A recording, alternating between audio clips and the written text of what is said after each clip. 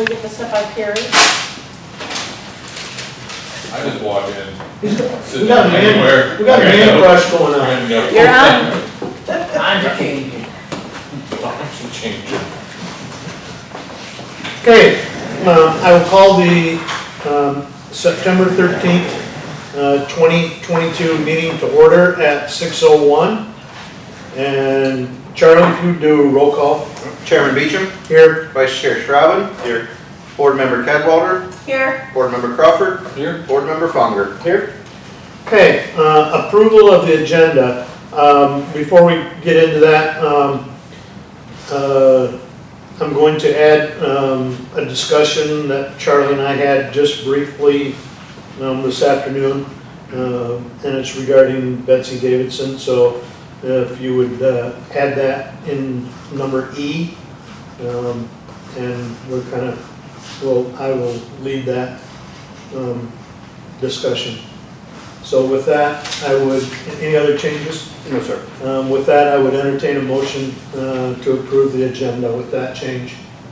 Motion as adjusted by Terry. Supported. It's been moved and supported. Any further discussion? Hearing none, all those in favor signify by saying aye. Aye. Opposed? Motion carried. Next step would be approval of the minutes, and I will tell you, because I was absent, I will abstain from voting on that because I couldn't tell you if it was correct or not. So I would entertain a motion to approve the minutes from the August 9th, 2022 regular board meeting. So moved. Supported. It's been moved and supported. Any further discussion? Hearing none. All those in favor signify by saying aye. Aye. Opposed, and one abstention. Public comment. We don't have any public. We have board members, employees, and the council liaison. Jim Salzriel is here. So with that, I would move on to action items. Authorization to proceed with material order for capital project. All right. Included in your board packet is a request in recommendation to authorize the purchase of Hendrix aerial cable system. So included in the capital budget this year is phase one, what we're calling it. We know it's going to be a multi-year project, but ultimately phase one of bringing a redundant feed under the Jackson Street Bridge and tying into the existing 12470 7200 volt system that we use for voltage conversion. So project is kind of twofold. It'll serve as the basis for voltage conversion projects on the east side of town, and it'll also provide redundancy and resiliency to the east side of town. As the board's aware, we partnered with GRP Engineering for engineering and bidding services, design, engineering, bidding, construction management services for this project. So part of that service was issuing proposal or bid packages and receiving and evaluating proposals or bids. We sent out 5 different requests for bids. All 5 came in. The only bid that came in that exceeded my spending authority was the Hendrix aerial cable system that came in at a total of $66,399.77. That is a commodity, so the price is subject to adjustment at the time of shipment. But I wanted to share kind of some updates on the project and some changes that we've made just to be conservative. So what we're proposing is to spend this capital year and continue to procure all of the material. Material lead times are pretty long, this one being 25 weeks roughly. So puts us into next year already. The plan originally was to issue requests for proposals or quote request for quotes for the contracting service, so contractors could start in the spring. We are looking at delaying the start of any contract work until July 1, so it can be incorporated and we can have a firm number to incorporate into our budget for next fiscal year. So it pushes it out into another fiscal year, but really only delays the project a couple of months. And really what's driving that is cost overruns with this project. The material came in 70% over the construction estimate. So that was a significant increase in material costs. There's no anticipation that the material costs are going to come down. Labor expenses, the estimated contracted labor expense is about 12 to 15%, bringing a projected increase of over 30% to this piece of the project. That coupled with the continued disruption in the power supply industry, we feel like it's pretty imperative that we take a conservative approach. We took a very conservative approach drafting the budget, but nobody anticipated the magnitude of the disruptions in the energy markets and the negative impact. So the recommendation in the desired path forward is to create a little bit of delays, but then incorporate the contractor expense in the next fiscal year, and then also look to see how we can build and take on additional work next year, whether that's work with Ryan closely, that we've talked quite a bit, but we'll look for areas, pieces of the project that we can complete next fiscal year, whether that's the underground conduit installation or start some voltage conversion processes, but we don't want this to result in a 1 fiscal year delay in the project. It would be truly just a couple months, but we just need to ensure that we are adequately prepared from a cash standpoint to absorb any of the disruptions in the energy industry that we know we're expecting. The other piece of that is, as the board's aware, we're taking on some other projects that were relatively unexpected, and there's some cost overruns there as well, associated with replacing some critical technology equipment. So that's stuff that we just want to have some flexibility and make sure that we can absorb any costs that we incur this year without having longer detrimental impacts to our financial position. So with that, it's our recommendation to proceed with the purchase of the Hendricks aerial cable system from Resco. As I mentioned, the price is $66,399.77, but that is also to be adjusted at the time of shipment based on commodity pricing. For those that don't know, is Hendricks a style? Is it a brand? Is it both? Is it proprietary? It's both. We Okay. bid out, it's kind of like a Band-Aid, is known as Band-Aid. Right. Even though it's bandage. Hendricks is a specific manufacturer, but essentially what it is, best example is if you drive down Bowes Road, it's, all your primary conductors are insulated and in these plastic spacer cables. So it's a bundle of wire. It's used for, to help minimize the amount of tree trimming and ongoing tree maintenance. It's more rugged. Ryan could probably explain and fill in the gaps. All of that, it's all of it. It has a really heavy duty messenger that it hangs from, which is also the neutral. It's like down Lafayette Street, starting at King and then up at Atwood Corporation. All of that's nice new Hendricks cable. Spacer cable is kind of a technical term for it. Hendricks is a brand name, but everybody calls it Hendricks. Yeah. When you say It's like Hendricks, tissue.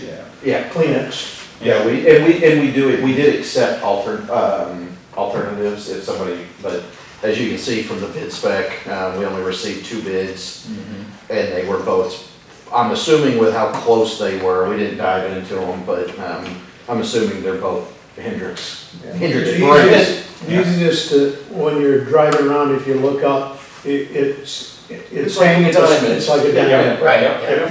So that's exactly what Hendrix cable, like I said, everybody refers to it as Hendrix. If you were to go to an industry trade show and say, hey, I need Hendrix, that's what you're referring to. And it's easily accessible, let's say if, God forbid, something happened and slice and. Easier to maintain. It's way forgiving when trees land on it, it may not even cause any outages. It's insulated, it lasts forever. Your tree clearances don't need to be cut back as far. It's way more forgiving when it comes to how much clearance you need in that regard. Even though the route we're picking down North Street and Jackson Street is very minimally impacting trees anyways, because there's already lines in most of those areas, so we're gonna be in good shape for a long time. But it's a standard material as well for us. So we carry parts and pieces and are able to maintain it because we have a standard for the system. Yeah. Trying to do the fluctuation of price, you guys got a kind of an idea what that increase may be, just going to be wait and see, huh? So wait and see, we've been fortunate, in the last transformer order that the board approved, a year ago, we'll say. I'm not exactly sure when, but about a year ago, those transformers came in at the quoted price, which the order previous to that came in 20% over the quoted price. It truly is based on commodity pricing at the time of manufacturing. So if you follow, aluminum, copper, any of those commodity pricing, it's going to fluctuate to the same magnitude as those, give or take some. But in general, that's what they're basing it on. The increase or decrease in prices based on their increase or decrease in material pricing. Any other questions? Yep. So any question, is there a difference between either supplier, if the prices are almost the same? Like, are they? It's the same exact brand. But I mean, in terms of like the company providing it, either one have no issue with either one, like they both have great Yep. track records. Yep, they do. There's only 4 main material vendors that we typically reach out to because there's a full load of different vendors, but we try to stick to the 4 and always get 4 different prices from them, the main 4, or the big 4 we call them, that's what I call them anyway. And I have no reservations with them. They'll follow through just as good as Powerline Supply without any issues. Okay. All right, I would entertain a motion. So motion to approve the purchase of the Hendrix cable system from Resco for $66,399.77. Supported. It's been moved and supported. Any further discussion?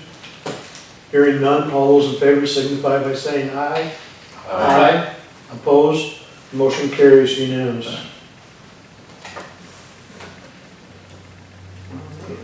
On B.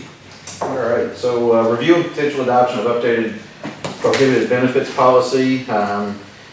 Be honest, this is one that grew legs quickly.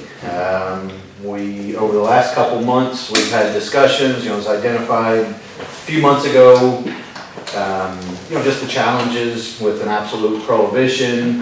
We received, I took board feedback, incorporated it into a draft policy, shared that with our legal counsel, and they essentially tried to take the board's guidance and incorporate and mesh that with the Attorney General's ethical guidelines for elected and appointed officials. And where that's relevant is it's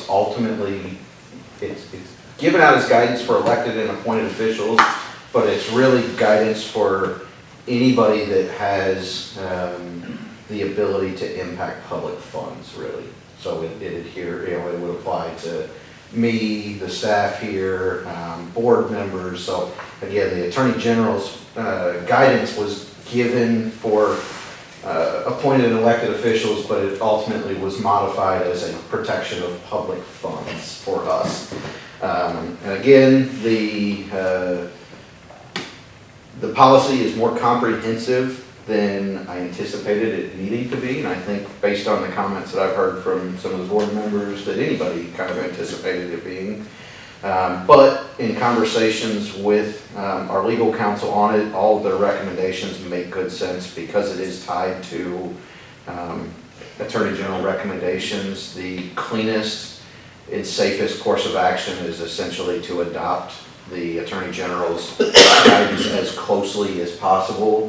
The more you deviate, the more likely you are to have somebody challenge that we've chosen to deviate from standard guidance. So while I'm not thrilled with a 2-page policy, and every policy can't be 2 pages, or Craig and I talked about this, all of a sudden we'll have a 200-page handbook and it'll lose meaning because you won't be able to find anything in it. But with this one being really our guidance for how we're going to ensure that we retain an impartial opinion and impartial thought process for the decisions that have to be made, I think it's a worthwhile policy to really be exhaustive, especially when there's legal guidance on how to implement a policy and define de minimis essentially. Because that's ultimately what we're trying to do, is define what is a de minimis benefit and allow for those while restricting material benefits. Well, thanks for a lot of the hard work that you put into this. I mean, it was more than you wanted to get into. It was a surprise. I think with this, I mean, we're taking the long way home on this, but I think in the long run, it's gonna make less work in enforcement or having to think about and be cautious or anything. Well, and I think one of the things that came out of the board comments and feedback was, how are we going to ensure compliance? What are we going to do to keep track of things and make sure that nobody is, and talking with our legal counsel, by taking the format that essentially establishes definitions, establishes an outright prohibition, and then provides for exceptions, it carves out the need to, if it falls under one of the exceptions, there's not a need to continue to track it. So by adopting it in this form, it really becomes a policy where you manage deviations from the policy instead of managing for compliance. You manage when somebody gets out of compliance, which,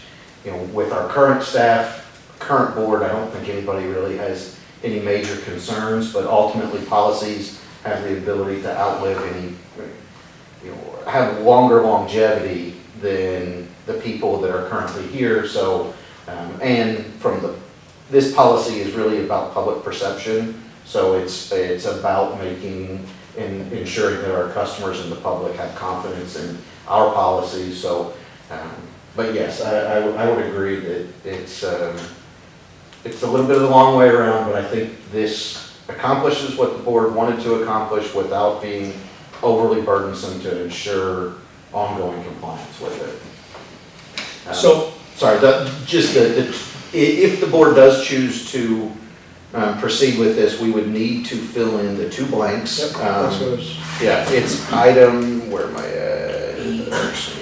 it's on E. All right, yes, items E and I. The first one, E, establishes a not to exceed amount for a single day for food and refreshments. Our legal counsel didn't have a whole lot of insight or thoughts on a single day. And then as far as item I, which is a cumulative annual limit from one prohibited source, our legal counsel supported somewhere in the range of $250 to $350. With everything that's carved out in the exceptions, I would support being on the lower end of that, but.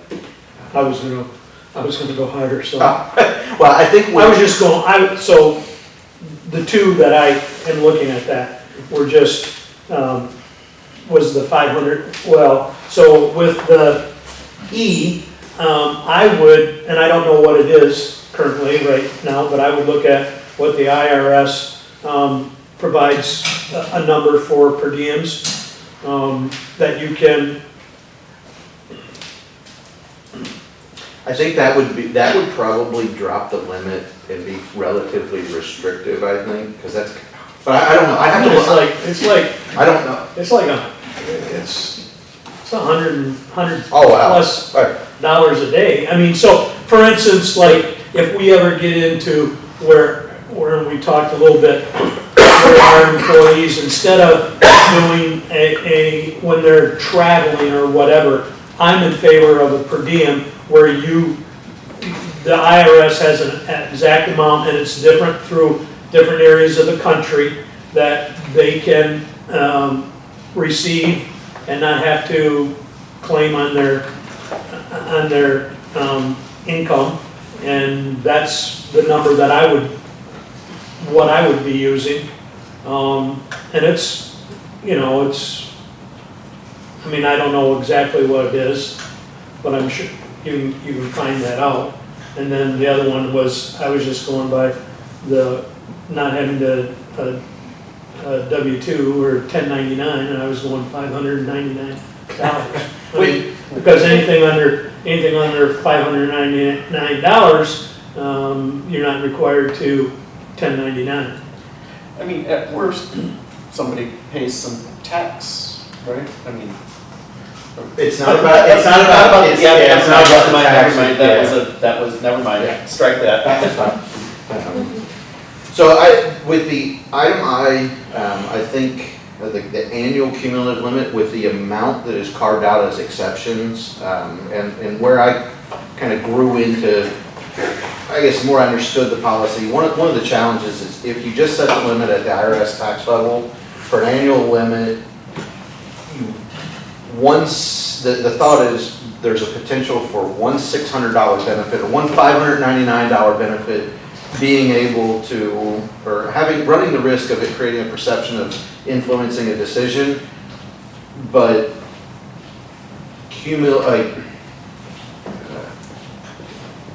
where we were trying to capture the ranges of benefits, and specifically I brought up MPPA and the fact that they provide a lunch for us, Casey and I, every board meeting, plus they buy a couple dinners here and there, it could potentially push up towards the higher limit of a cumulative, but some of those more frequent benefits fall under other exceptions, like intragovernmental or intergovernmental agencies, which was what MPPA would be. They're not a prohibited, or they're a prohibited source, but they're an intergovernmental agency, so they're carved out as an exception.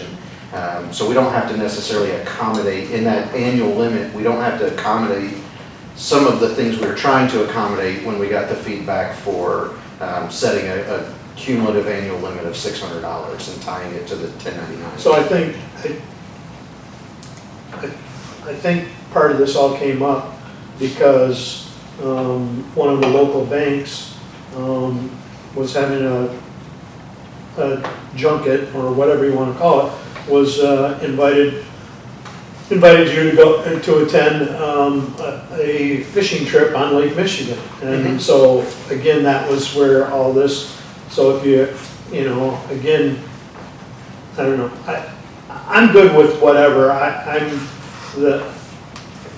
just like having that guidance of a governmental agency, and again, like the amount. I don't know if somebody can Google it or whatever and find out what the. So I've Googled per diems before when we've sent people places. It's per city.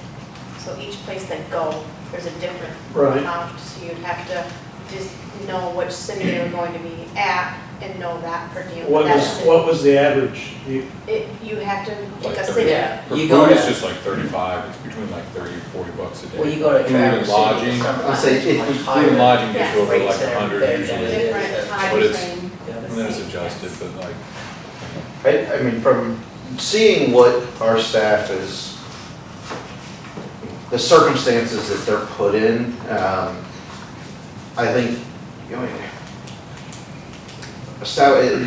E is a single day for food and refreshments. I think we could, if you want to put a firm number, I I think $100 to $150, like kind of where you were saying. I think that's at the high end. I don't see many circumstances where that might happen, but, $137.73. so. Uh, But, so the other challenge with establishing a firm number is the city of Grand Rapids hasn't adjusted their policy. It's like $10 a day. Well, it was written in 1970, so they take some interpretations to allow for inflationary, I was gonna say, values. can't we come up with some kind of a formula rather than an amount? That was not the guidance given by legal counsel. Legal counsel did recommend, basically the item E, they basically said, pick a number the board's comfortable with. Have them pick a number if they want to adopt this policy. It really is, that was not as big, but the I number is where they really provided guidance and said, Well, I mean, I say we split the log on this and just go 3 and be done with On what? it. The maximum yearly. I'm fine. I mean, on that, what do we, and then the meal. a single day. So, So I just Googled per diem Lansing, Michigan, because that's sometimes where you go to MPPA, even though you were saying they're not even accepting Yeah, but- one. So what came up is just meal rate for Detroit, Wayne County, $56. Each meal, or all, that's all day? That's an all per day. That's your meal rate for that day, $56 per day. So that's breakfast, lunch, dinner. I don't know where they're eating, but that's not apparently not in Detroit. Well, and the thing is, it's That's a what matter of Lansing what, is, that's what Holland is. But we can spend it all. yeah, what would a vendor, so there's, the per diem is kind of, how much do you need to get by for a Yeah. day Right. versus what circumstance might you find if- yourself in? if we Yeah, go so what's the limit- 300 excessive versus necessary. divided by 5 is 60. Those are nice, easy, and adequate, I think, numbers. It would be $60 a day. Or, wait, I'm sorry, I missed that, I missed the first part. He took the total. Yeah, 300 divided by 5 days, basically. And that's I would- 60. I'd like to put it higher than that. I don't, what's the risk between $60 and $150 and someone going, man, I got an extra $70 meal, I'm gonna change my load on something? I mean, what is it? And that, I What's the real think, risk here?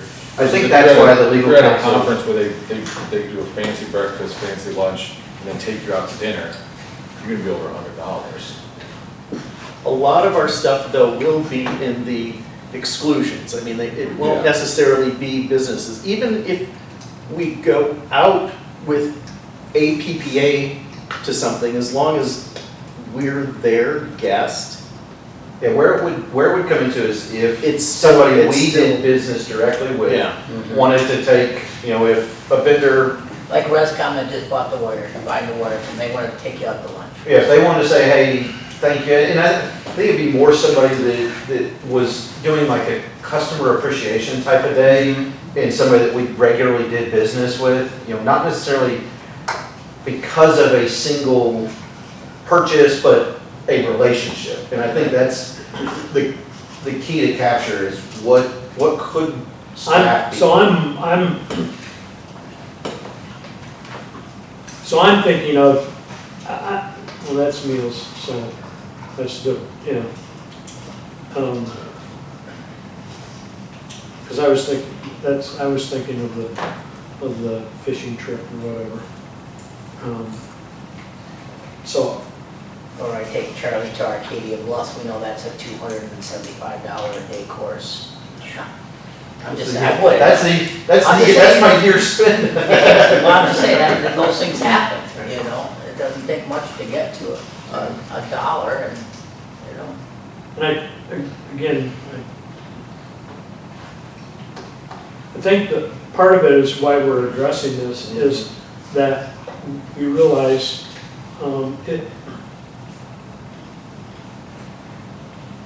we're not, I think,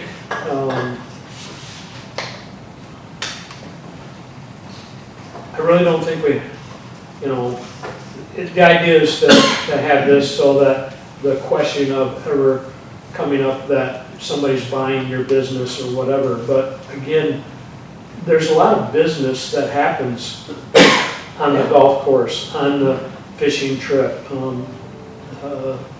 that, yeah, so we just need to, pick a number that everybody's comfortable with, and let's move on. What's the largest thing you can imagine would not fall under an exception that would fall under this? For item E or I? Or item E? No, that's a single day, I mean, that's most likely so it starts with a prohibited source. So somebody that you're doing business with. So it's more than likely gonna be a single, you know, for a refreshment, it might be a single day, but the same vendor's most likely not gonna take you out for multiple meals in a day. I think it's probably a fair assumption-ish.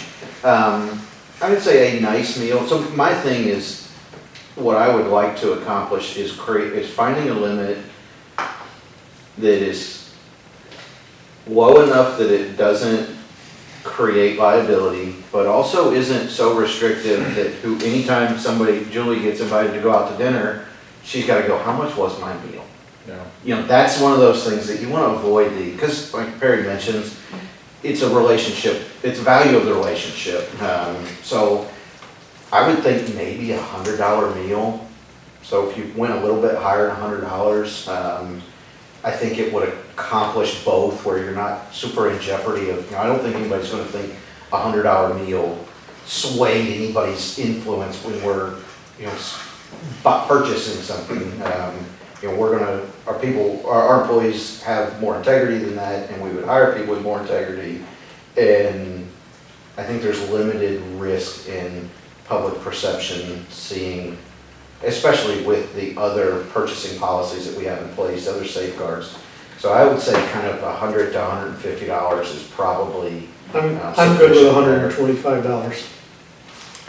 And then we adjust it, do we write in there like, adjust it every 5 years on some sort of index? Or do I think just want to look back on I think this is 5 years? when we just review, Okay. I hate to say it, but when it causes an issue, Or just routine policy reviews. or I mean, that's how we started on this, right, let's review policies and. yeah, Okay. 125? I heard 125 and 300, were the two numbers that I jotted down. I mean, I'm okay with 125 for item E. Because you're saying And then for it's like a a nice meal would be dinner and a couple of 125, drinks. so what if Well, for a there's two whole meals? day, well, for a whole Again, I don't know if day's that, meal. this, Well, when you're figuring all that Two is, $50 meals is still are two nice meals that, Mhm. If I was Yeah. like, that, I agree. I'm just again, if I was saying going to it for a meal. a steakhouse, it's gonna be $50, Or $60 steak. the meal, and then- then appetizer, and then Sometimes you. gratuity and all that kind of Lunches, stuff. a little box lunch bought in, and they bought in at a $6 meal, and then And you go on to excursion. dinner. So- One purpose, which can And again, most of these things are gonna fall under our exceptions. Yes, Again, most so, of them. Yeah. Mhm. I agree.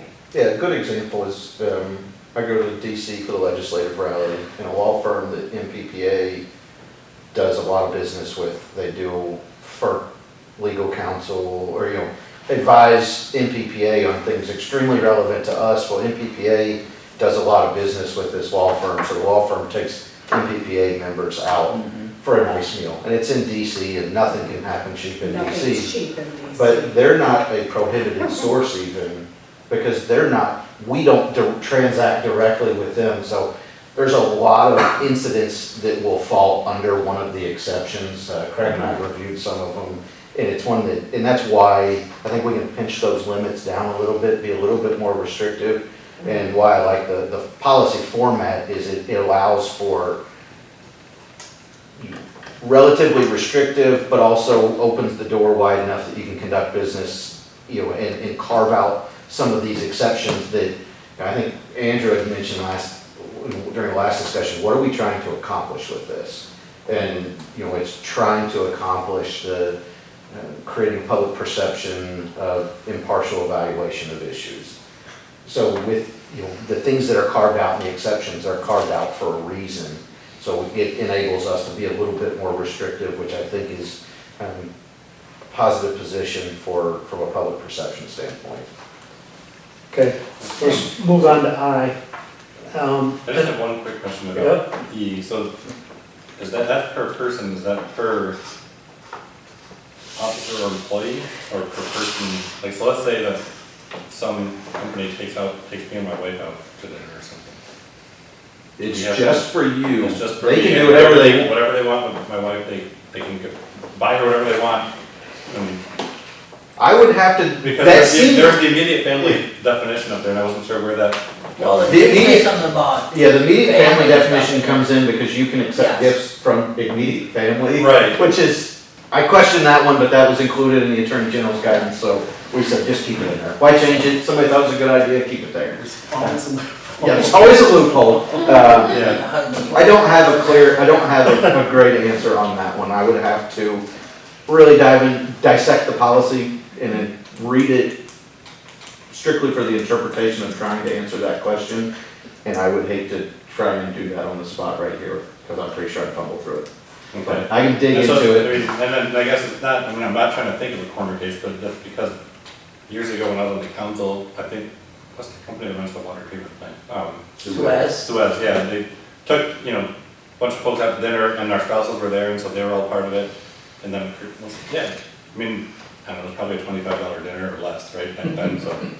But it was just one of those things where you could see that as, hey, let's buy some influence, because we can't give them anything, but we can give a whole lot to their wife or their son or their daughter or something. I don't think we're. I don't, again, it's not a major issue, but I don't want that to be something that causes someone to go crazy about it or something. Again, it's like you said, it's the appearance of an issue is the real thing, right? Yeah, Um, that I think is because that's what- perception. Yeah, I mean, I know that this isn't quite conflict of interest, but I know in terms of conflict of interest, I said the conflict is the appearance of the conflict.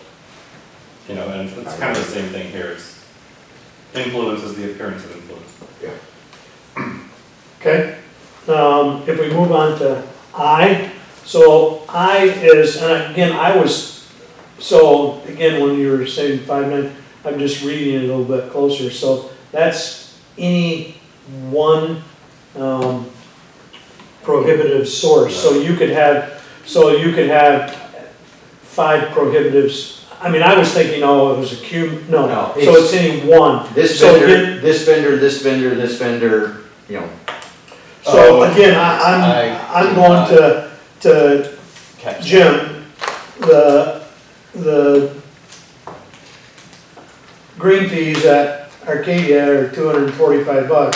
So again, I would go $250. Not that anybody's gonna go to that, but I mean, Those are the spring rates, by the way. Right. Summers are about $350.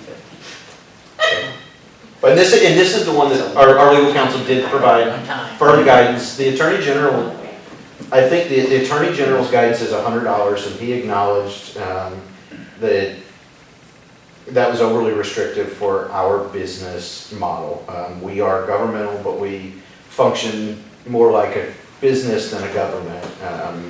So his recommendation was somewhere in the $250 to $350 range as his comfort level to defending it. So I think that falls right inside that window. any other discussion? Is everybody good with that? I'm good at 250, 300, somewhere in that range. Yeah. 300. You split the difference of it. We have all these odd numbers. How did this happen? That was a middle point. $1. $276.25. Yeah, everybody give a number, we'll divide the total by 5. Average it out. Well, I'm kind of thinking like also like if we did a 300 and we leave this policy for a while, we're not bumping it by $20 at a time. We can bump it at bigger increments as I think better Doug goes reviews on, often. yeah. I don't know. Good point. I don't know. Well, I mean, $50. Like, what's the real risk of $50? It's not. Doesn't seem like a lot, but. Everybody comfortable with 300? Yes. Okay, so put 300 in there. Alright, so right now, from what I've gathered, the consensus, this isn't a vote. But consensus so far has been $125 on item E and $300 on item I. Correct. Correct. Alright. Okay, I would entertain a motion with those numbers. So motion? Supported. It's been moved and supported. Any further discussion? Point of clarification, I'm thinking about the dollars, not the structure. I think the motion should be to pass this as a governance policy. Because I will motion. board members are not employees, this policy originally was in the all-employee handbook, so it would technically not apply to board members at that point. All the governmental and board-related policies are under a governmental policy, or governance policies. So the recommendation would be pass it as a governance policy to be reflected in the all-employee handbook as well. I will motion to pass the Employee policy, just point to the government policy or. Yeah, have one policy and refer, and everywhere else that's mentioned, refer to one home. That way in a manual, you can say, refer to policy. Yeah, and then we don't have to remember, oh, we forgot to change that number here, but we remembered here, and then you have conflicting policies. We're dealing with some cleanup on some of that elsewhere. I will motion to pass section 9.1 prohibited benefits with the numbers as we established for item E, $125, item I, $300 as a governance policy that the employee manual will point to. Well said. And we have support. We'll continue my support for that. Okay, with that, any further discussion?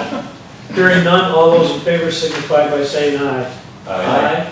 Opposed? Passed unanimous.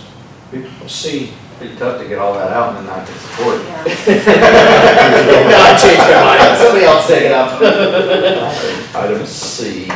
All right, so as the board's aware, each month we have been including just a customer policy for review. It came to policy 5.5, which is customer charges.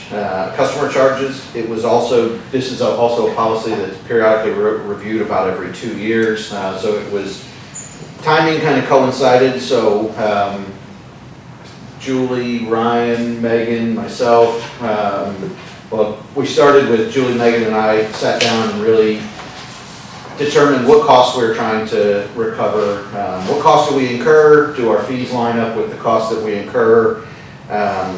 Ultimately, we identified that all of our fees are pretty well in alignment with what our costs are. The one area that we extended the conversation and brought Ryan into is with meter tampering, which in the employee, or in the policy manual is called broken meter, sealed, pulled meter. It generally referred to as meter tampering. And what we found is currently that fee is $35, but as we found out, it's not an effective deterrent for some parties. I want to commend Ryan and the work he does with local electricians, our office staff for the work that they do with local electricians, and everybody's on board. We've got really, well, not everybody, most people are on board, and we have great relationships with the contractors that do work on our service territory, but it's not an effective deterrent for all parties, and $35 doesn't stop them. And when we really started diving into what costs do we incur due to these incidents, they vary significantly. If Ron, because what happens is we treat this as an outage, as everybody is aware. Meter gets pulled, the system sees it as an outage, we get an alert, line crew is on it, somebody's going to look at it. Well, one time it may be that Ron's in the area and it costs him 5 minutes to swing by, see that somebody's doing it. Other times Ron and Ryan may be knee deep in more important things, and a whole crew goes with trucks and everything else because they're responding to what they see as an outage. So when you try to, the circumstances surrounding these incidents vary significantly, so it's difficult to say what's the average. What's the average we need to recover to keep us whole but also to be an effective deterrent. So like I said, typically, we do not provide recommendations for policy, but this one, staff is very supportive of adding the language. Whatever if the board determines they want to update that fee, but as the red line shows in your board packet, essentially we've added or recommended the addition of plus any cost that Lowell Light and Power incurs that can be directly attributed to the incident. And essentially, we want to have the flexibility to recover our actual costs. Somebody doesn't follow the rules, all of the electricians know the rules. If it's their first incident, Ryan specifically works very closely with them to get them on board with how we do things, because we are very different from some of the other areas that they do work on. We're more attentive, we're more responsive. We care greatly about our system and the service that we provide, so they're not used to dealing with the utility quite like us sometimes. So Ryan works with them, educates them, and they typically get on board. But we want to we really feel like the rest of our customers shouldn't bear the burden of any expense that's incurred because somebody doesn't want to essentially play by the rules that they've been educated on. So we are supportive of that, but because that turns into the cost recovery mechanism, we don't necessarily have any recommendation for the fee. The fee itself is really a punitive deterrent at that point. Could we go with a minimum, like, simple fee for a simple situation, and then for a more complex situation, just bill them our true expenses? How do you write that in a policy? And this is the problem that we wrestled with, is how do you capture the varying circumstances? And Well, I think this one, I guess you could put a minimum of, Well, it's a minimum of 35, right? So wait, it's 35, what we're proposing is $35 plus our actual costs. That would make minimum $35 though, right? Assuming we have no actual costs. Covered. Assuming we didn't go okay, with. so that's what you want to, Yeah, Yeah, if you look at the other charges, what is our policy, or what, I'm an electrician, I'm coming to my house, do I need to contact Low Light Power that I'm working, and is there a permit, is there something they have to fill a form for us, that, hey, we're gonna be doing this today? okay, I'll refer. At 505 Jefferson. If you need your power disconnected, you need to contact Lowell and Power. Power, okay. So they can pull your meter, disconnect your weatherhead, whatever the extent of the work is that you're gonna be doing. And if you're changing anything beyond the meter, wire size, breakers, breaker panel, you're gonna have to have it inspected and a permit pulled. Yeah, and this is actually this is a protection of our customers, really, because what has happened, it happened recently, is we had an electrician that we've had issues with, who's very educated on how we do things, and quite frankly refuses to do things the way we asked and doesn't care. That customer, they went and disconnected our wires from the top of the weatherhead, did a whole bunch of work, and was gonna hook that customer back up themselves. And whether they were gonna get inspected, who knows? So our customer may or may not have been protected by the legally required inspections. Those inspections are there for a reason.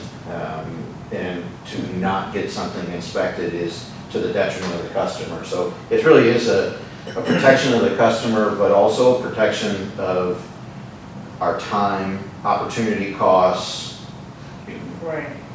And But we this would own be that billed to the meter. homeowner, right? Yes, we own the meter. We The own the meter's on meter, us so at that, therefore, why, okay, they gotta pull a permit from the county. So, and we own that meter, so we could actually make a phone call to say, you just messed up and your permit's gone, and you are gonna pay for this meter. That's our How do you make the property. contractor pay for it versus the household?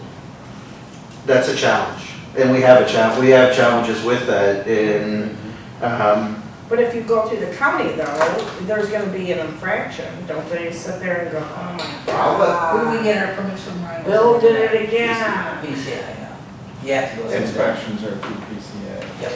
They still need to come to my house, so I can service, but I still haven't seen them yet. And I guess my- Well, it's gotta be a lot more money than $35, this is ridiculous. I mean, kind of my concern is, I agree, we need to recover our costs, but if someone hires a contractor, doesn't understand that they just think, I hired the person, they're gonna do it correct, and they don't care, they do it incorrectly. Brian's busy with major problems and has to go and do this, meter issue. It's a $300 bill, that hits that household, that person is Well, we going to come to us. bill the contractor. Good. So we bill the party responsible. Unfortunately, This isn't to the household? no, we have considered looking at collectability. Gotcha, okay. How do you collect it? We have, and there's a lot of legal questions, we don't know the best route.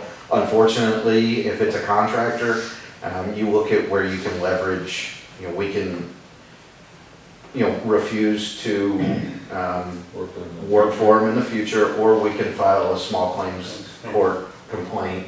Wouldn't they, It's so wouldn't we minimal, it doesn't actually, happen that often. be able to report them to their state licensing agency? It's happened multiple times with this particular It's always just a This contractor. is one. Yeah. It- Well, why do they still have a license then? Yes. Good question, like, Well, So it's- report it to their. The license is electrical through the board or state, whatever. the license is through the state for that. But whoever giving them the permit, that's where I think that you They got can 5 do it. strikes against. yeah. He can have an infraction against him is because it's county, per county for those permits. But he's probably not pulling a permit. Then if he's not pulling a permit, then I'm gonna call the little. I would say we- This goes back to Please. their licensure issue with the state. If they're practicing malpractice, then they need to be held accountable by the agency that polices them. Yeah, and I think you hit on something there, is we only have certain ability to enforce, the scope of our enforcement is really about what they're doing to our meter and the costs that we incur because of that. The permit side of things is really a separate issue, and yes, if they're not pulling permits and they're not doing things right, it becomes a state licensure issue, and they need to have that enforcement. I know Ryan and I have spoken recently about having a conversation with PCI, the inspector, and having them file a complaint with the state, indicate, because ultimately that's really their purview. We're involved because that's our meter, but once you get beyond our meter, the code book changes, everything changes in terms of what rules you have to abide by. We did take action in that particular instance. The electrician had 0 permits. They'd already messed with our meter, messed with the service feed coming into the house. They didn't have an inspection. We completely disconnected them and told them this is not going back into service until you have a permit and an inspection. They scrambled, they were gonna have to get a generator for the customer to keep them going, because we weren't hooking them back up until it gets done. They arranged that, and then somehow sweet talk PCI into coming on a non-normal day for them to inspect here in town, and they got the inspection and got it cleared, and we hooked them back up then. But I want to say we may have even hooked them up after hours. And it was an after hours. Yeah, so that also highlights the varying costs that we incur because of these incidents. We've got somebody on overtime, because we're gonna do right by our customer. They're our priority, we're gonna do right by the customer. Unfortunately, when we're trying to do right by the customer and the contractor's not, Right. it can create challenges, and we just need that ability to recover those expenses, because we need to have the flexibility to do right by the customer. The customer didn't know, they hired a licensed and insured contractor. That's what everybody tells you need to do, make sure they're licensed, make sure they're insured. That homeowner doesn't know the process, so that's where we're supportive of creating a policy that is more of a deterrent for these type of incidents, because like I said, it goes back to protecting. If we had a policy that was an effective deterrent, that customer wouldn't have had to, that electrician would have just done things right. That may be a stretch, I'm not sure that electrician cares, no matter what the penalty is, but 300? So what are We would. we know what the average expenses have been And that's the problem, is there is no average. We don't deal with them very often, so if you only deal with them twice a year. Well, I mean, in general, for a That's broken twice a year seal. too many. Yeah. Yeah, what do other No, utilities do? What do other municipal utilities do? A lot of them just have a flat fee and they deal with And it. it's about how much? It fluctuates. Well- I mean, somewhere 35 to 200, I've seen them as high as $200 per incident, and that's where I'm supportive of make a penalty and then make sure we stay whole. It does, like I said, from an average standpoint, again, Ron could stop for 10 minutes and that is almost a de minimis amount, you know, in his normal course of duties, but if a 3-man crew is, you know, responding to what they think is an outage, and it's all the way on the south end of town, you know, out on Pratt Lake Road, it could be as expensive as $200 or $300. You take that 10 minutes, it's how long did he have to stop what he was doing, get there, spend the 10 minutes, now he's gonna go back and refocus. It's easy to lose an hour. Yes. It really truly is. It happens to our guys all the time. I guess, So, It's not 10. I guess the like one thought I had about the actual cost though is that if it varies based on when we send somebody or who goes, I wouldn't want the other person to argue, well, you could have just sent one guy, why did you send the whole crew? Or why did you send a crew at 10 minutes after 6 PM or 5 PM or, you know, when you could have sent them earlier, but they were busy. But they're gonna respond immediately. And so if they're gonna, I don't wanna give them, I guess if a customer called me and said, why do you do that? I'd say we were responding to an outage based on the information we had. They're never Right. gonna have. That response varies depending upon who is available.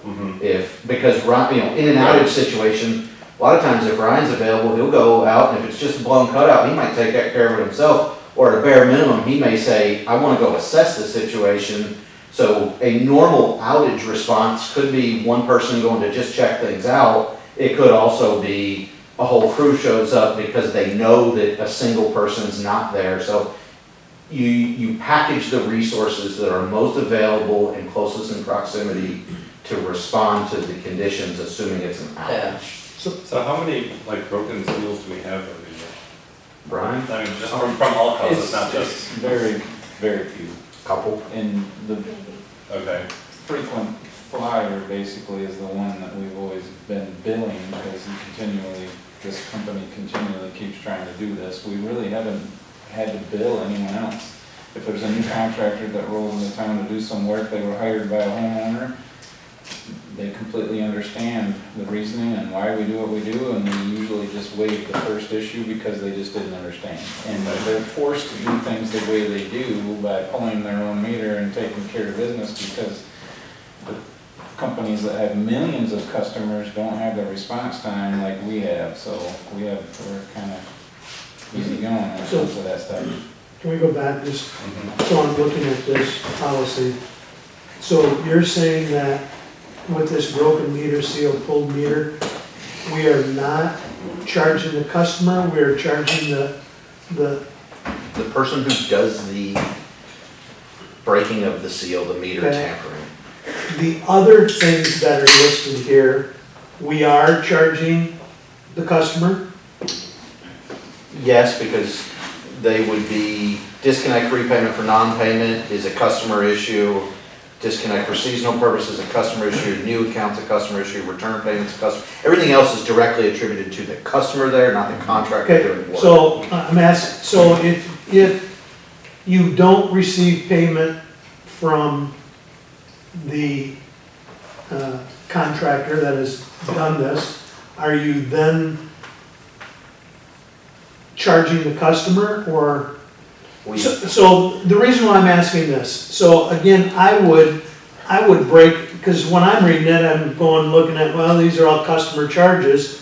I I got you. would move the broken meter, seal, pulled meter down at the end and say, and just put in there the policy, these are charges that customers will receive. This is whoever breaks that seal, which could be the customer or whatever, then that's who you're gonna charge. And again, I'm just looking at it, and again, when I'm looking at other things in there, so. So I guess the question would be, could we put because a lot of times it's gonna be a customer too. I mean, not so much here, but where I've been previously, we've had more issues with customers, and it ends up turning into a customer issue. You can't necessarily prove theft, but, so I think maybe underneath broken meter seal, pulled meter, we could just put, party responsible for broken meter seal incurs the cost or something. The other is, test meter at customer's request. So when we're testing a meter, the customer requests that, are we still using, Steve's meter? No, we've not had that actual request. If we got that request, what we would probably do, swap the meter out and, take that meter, test it here if we thought there was any issue. Do we have the capability of testing meters now? We don't have the ability to test the accuracy of a meter, so we would have to ship that off and have it tested. Again, because if you're looking at $20, if we're looking at this and we're gonna change things, testing a meter for 20, that's not realistic either. Yeah, and we didn't touch that one because we just don't have those requests. I mean, I don't, in 2 years, Office meter, I guess. Yeah. We don't have. in 2 years, I don't think, that was more a legacy of the, old electromechanical meters, I think. Probably because they Yeah. faded out over time. Yeah, so we just don't have those issues, and what we can do, especially with the AMI meter, they're 6 years old, we have the original, when we get a file saying, we'll get testing specs on them, so we can present the customer with test results before it was installed. If they're not happy, we can always swap the meter out. If their bill doesn't drastically change, we probably wouldn't even test it, we just deploy it. If there was a noticeable change in consumption level, we'd probably start digging into that individual meter. But we would, Are the meters self-reporting? Like, if there's an issue with the meter, if it knows it's not, if it's feeling goofy, will it there are, tickle you guys? And- yeah, there are alerts, like, I think recently we found this summer when it was really hot, there were some over temp alerts that went off. And internal And during components. billing, during variance, we Yeah, and- discover billing, Yeah. meters that are not reading. So we send the guy out to check the meter, and if they notice it's not, Right. adding, then we had a list this month, and we had to have them go reset them first, because sometimes just resetting them works. And it worked for 1 out of 5, and then the other 4 we actually had to change out. So, and I'm just gonna, so for me, I know, because the clause is whatever you're incurred, $35 to me makes no sense. I mean, if you're out there unhooking a meter, breaking a seal, I'd be going a minimum of $100 to $150 plus any, And I won't speak for Ryan, I won't speak for Julie, but I think staff would be supportive They can feel the pain. of deterrent. Because and that's why we deferred, I think from a cost, we're kind of presenting our perspective from a cost recovery standpoint and then providing additional commentary on the hassles and the struggles. But I personally would be very supportive of raising that number to reflect a punitive amount. It's a penalty at that point, it's no longer a cost recovery mechanism, it's a deterrent. so for me, I would go $150 plus any additional cost, any cost incurred by Lowell Light Power that can be directly attributed to the incident. So, minimum, there's $150, and then whatever, if we send a crew out, that's gonna be another two guys, again, when you say their hourly wage, but I'm talking about their hourly wage, their benefits, everything, must be at minimum $75 an hour Per person. per person, that's another $100 At a minimum. at a minimum, so again, Yeah, you throw overtime in it, it could very easily be, for one man, it could very easily, one person, a truck, overhead, salary plus overhead, you put it on overtime, it could very easily be over $150 an hour. I have one question about the whole process. I hire as a contractor, they're coming out on Thursday to do work, can I call Light and Power and ensure that they are properly in line with Light and Power? Because what I don't want is The one of our customer, customers to hire a contractor, the contractor does things incorrectly, customer is on a generator at best because we won't reconnect, and that customer's angry with us because of the way we do our policy, and that's fine, I'm happy with the policy, I think we're good where we sit, but like, if we could avoid that, or like send out some sort of education to people, go, hey, if you're hiring a contractor, good way to double check that they're in line with us is to call us, or is that I don't know how the process works, is that I mean, that's absolutely, I mean, we, I know when they call in, they would ask, I'm doing some work, can I have my power disconnected on such and such a date, like next so the week, contractor's not tomorrow? calling into Light and Power to It's No. not typically the Disconnect this. contractor, it's typically the customer. I wouldn't say a contractor has never called in, but. I got one Friday. Okay, I answered the phone on Friday, you got one. this contractor is not think- telling the customer to call in and get the disconnect, he's just going, I'll take care of everything, don't worry about it, I'll show them, it's good. Either way works. Yep. And that's why, it's one, but I think you're hitting on why we're pushing for a more punitive deterrent to try and protect that customer, because. Yeah, 'cause I don't want this person to kind of like, Yeah. And get caught in you this guys can crossfire. still enforce this no at matter your what we're discretion. gonna do, I mean, like, if it's gonna you shed look at the negative light on us circumstance. no matter what. Well, and the key there is educate, and Ryan does a great job educating the customer, because at that point, it's no longer our policy, it's national electric code. Yeah, It's the Yeah. national code that does, so it's a matter of educating the customer and having them understand why we're in the position we're in, why we can't reconnect them. You know, we want to, our job is to keep the lights on. Our job is to make sure when somebody flips a light switch, the lights come on.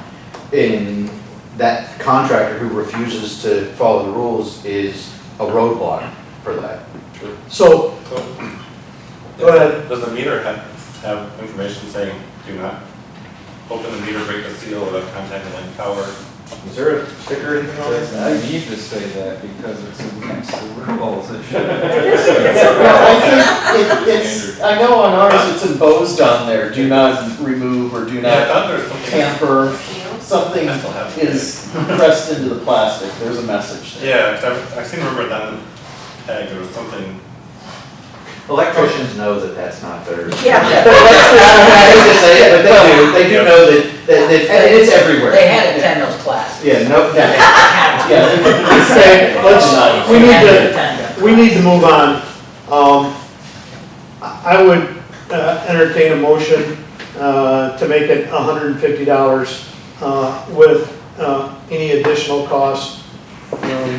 Well, not $150 plus our actual cost to rehook that up. And also having a blurb someplace that this is, I don't know how you want to word it, but first priority is whoever, the person that breaks that seal or removes yeah, that. party responsible And- for breaking, for the incident will be charged. And The then, mail, be the customer. then the other would be that in our newsletters and stuff is to get that word out, that,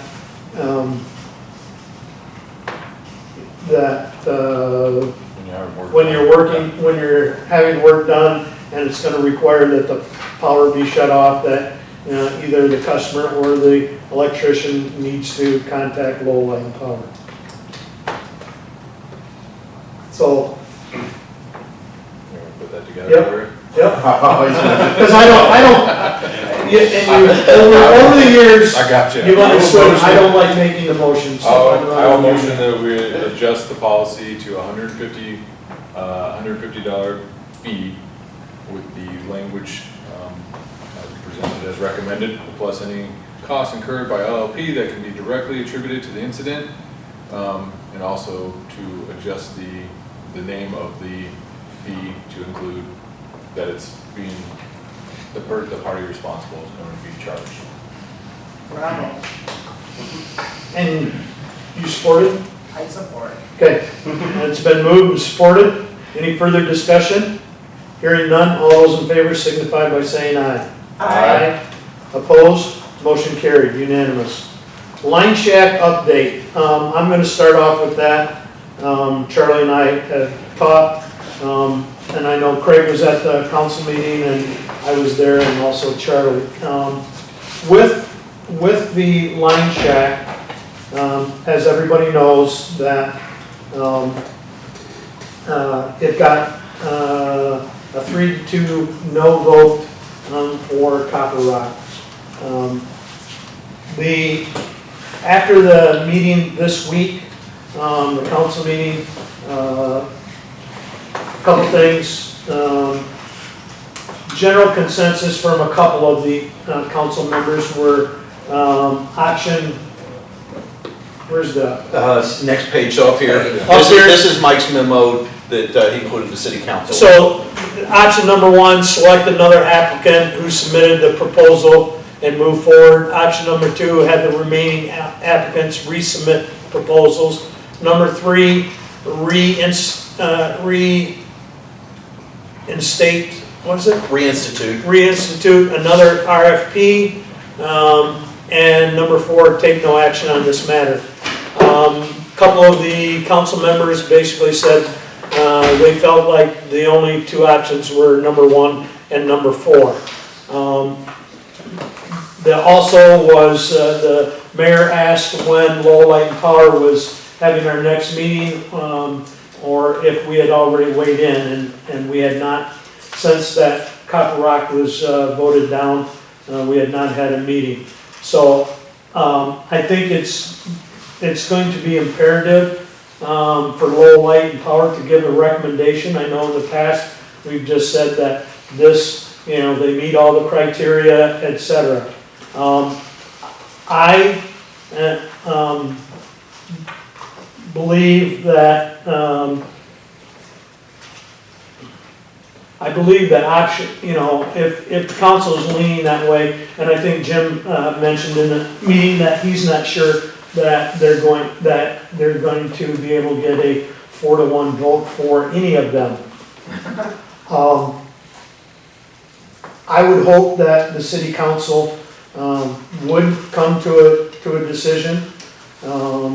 Again, we've stated before that the ranges were from 100,000 to 150,000. Any of those are not going to have an impact on our rate structure. It will have somewhat of an impact of what things that we could do, whether we would take that funds and put it into the equipment fund, whether we would put it, there's many different things that we could do. Option number 4 is to do nothing. I think is not an option that I would like to see happen, because there's been suggestions of just tearing it down. And again, I've felt that the city council if that was the case, was looking for Lowell Light and Power to incur that cost. And I don't know if that's 20,000 or if it's 100,000. And again, I'm looking at, if it's 100,000, I look at it, and if you take the highest bid of Canfield Plumbing, or Canfield's of 150,000 cash offer, that would then, if we had to tear the building down, that would then incur that cost. It would then be, you could be looking at a $250,000 swing. And I think that is substantial. I will tell you that of the choices out there, of the remaining, I think there were 6 altogether. 1 didn't qualify because it was not, they did not give a minimum bid of 100,000. Correct. So there's 5, so we're down to 4 because they turned 1 down. They're down to 4 remaining. I'm going to tell you that I think it's imperative that we make a recommendation, because I don't know what influence we have, but having it sit there or reinstituting it, I'm not sure if you're gonna get any more. Again, because one, as I look at it, so the city council accepted a bid, not the highest bid, they accepted a bid of $100,000, which was the lowest bid, so if I was in the bid process, why would I be bidding any more than that? I've always stated that parking is an issue, and that's why, I think that's why the Copper Rock, and I know that the city, the planning commission they take 400 feet circle around that property, and they came up with, there was 148, I don't know, can't remember the exact, that were parking spots were available.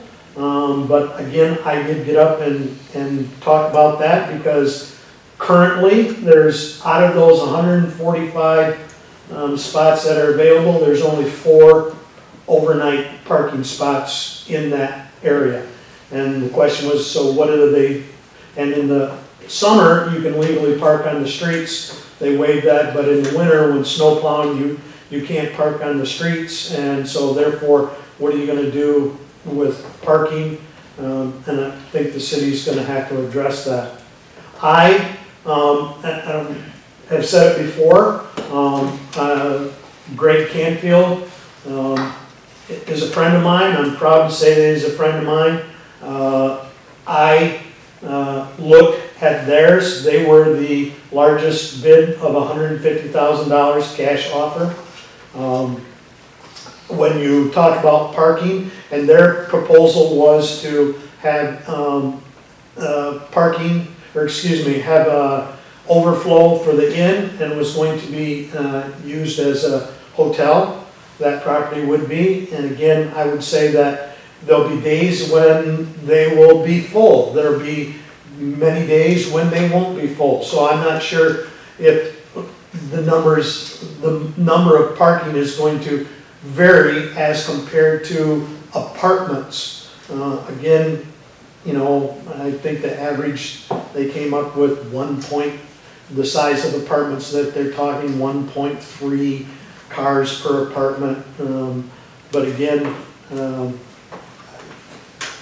you know, again, that's a reason why I look to the Canfield. The other was Todd Shaw Group, and they were at 132, I believe.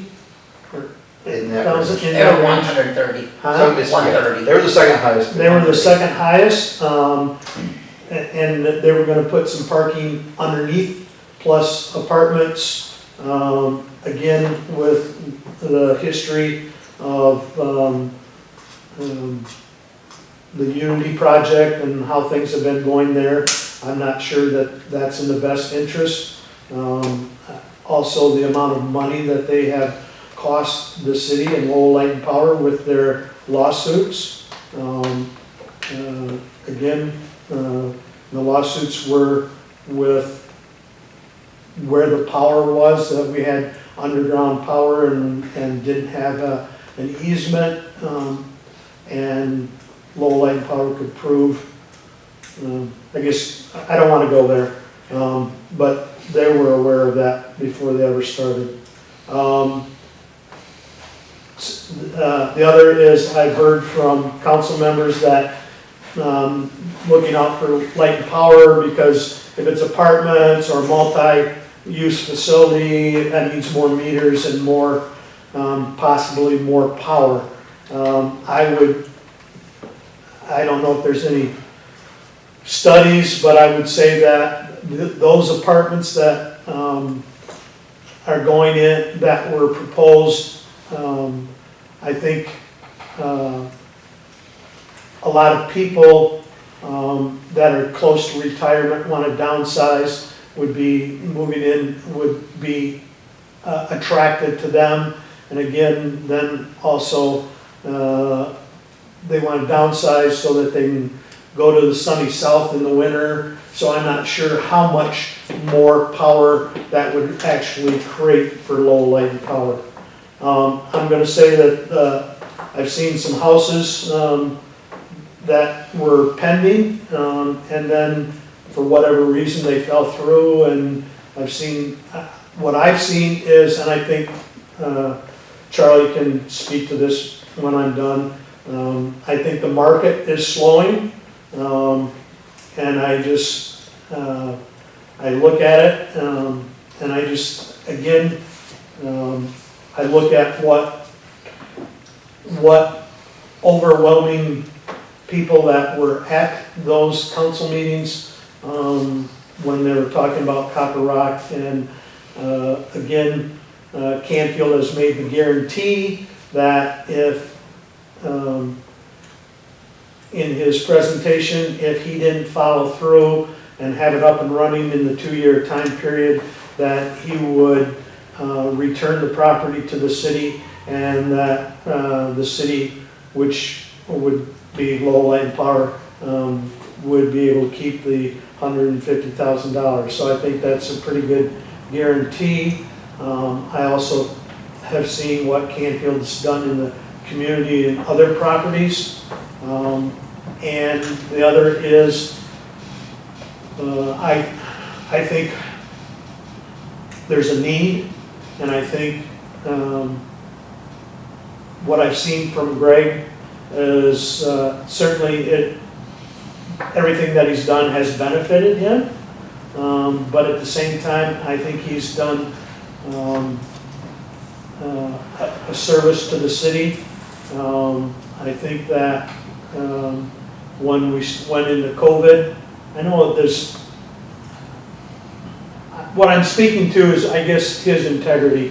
When the COVID started, he put a program out there that he would match for the local restaurants. He would match 100% of every gift card that they purchased, and he wasn't thinking that was going to go that great, but I think that the end figure was someplace between 28,000 and into the 30,000s that he donated to the restaurants here and to the people of the city. So again, I'm here making my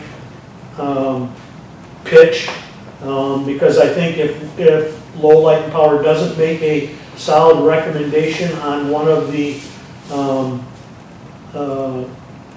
proposals, I'm not sure it's going to fly. And then again, now we're stuck with that building, and I'll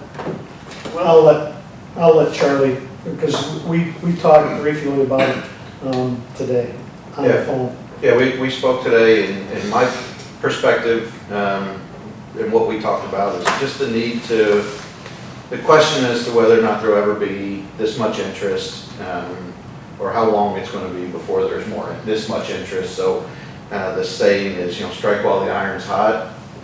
Right now, we get market insight data from some of our bankers weekly, and if you look at what's happening, what Chairman Powell is saying at the Fed, we're looking at another 75 basis point rate increase. We're not looking at a rate decrease until Q4 of 2023. So there will continue to be upward pressure on interest rates for the next year. And the Feds have basically said they're going to continue to push, they're going to continue to fight inflation to the extent that the economy appears to be able to absorb it. And currently they have really remained steadfast on their aggressive approach to raising Fed fund rate. Couple that with the amount of interest we've had. First time I guess with the market data, we are seeing declines in mortgage applications. Some of the key metrics of lending, we're seeing declines in the amount of mortgage applications. We're seeing increases in all interest rates. So the market would indicate that at some point interest will fall off. due to financial constraints and economic constraints. Right now, well, I think the first RFP process, we had one proposal. Since then, we've had 5 and 6. That's 11 proposals to consider at this point. I think it would be naive to assume that we will continue to get the same interest. So when we were talking about it, it was just the need to divest of that property now while we have the opportunity to maximize the equity that our customers have put into that building.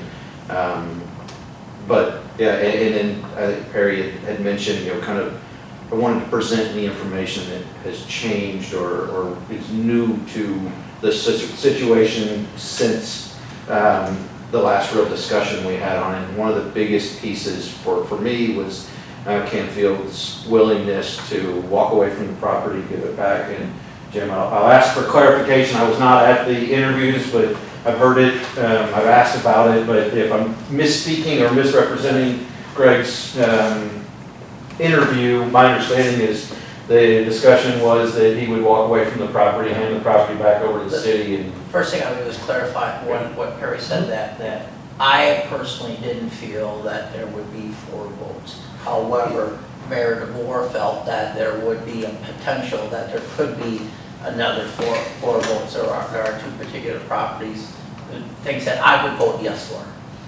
Unfortunately, Copper Rock was not one of those. But yeah, Greg did state that part of it. I know there's, even though what he's done with the community, there's a couple people that feel that, the public was really trying to push us just to go with Greg. And, I didn't hear anybody push for any other project other than that particular one from anybody that came into the 2 meetings that we had. So, and when Perry and I were talking today, kind of some of the things that, as we were looking at what's the purview of the Light and Power Board, I think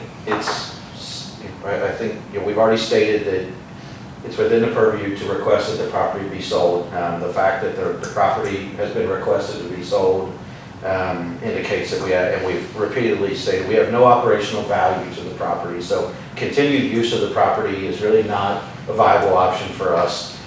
So divesting of that property and divesting of the liability of that property, it has been a top priority. So when you evaluate, and then also maximizing the return on equity that our customers have put into that, if you consider, equity piece, the highest bid is the most money returned to our customers ultimately. And then from a desire to divest of the property, what's the least risky proposal, and Greg's willingness to walk away from the property, I think, is indicative, or at least is reflective of a risk factor associated with that. How the board decides to weight that factor is obviously up to the board, but when we look at what is the Light and Power Board's purview, I think there are grounds within the board's purview to weigh in on the situation and provide some guidance. And with 3 failed developments ultimately, the project has been awarded 3 times. I think that, the first time it was invalidated due to technicalities, second time the developer was in default of the agreement, third time there wasn't enough support from council. So I think it should be heavily weighted, the likelihood of a sale going through. Because I think worst case scenario is no action is taken, or potentially even worse than that, is we're in purgatory for another 6 months and then nothing happens.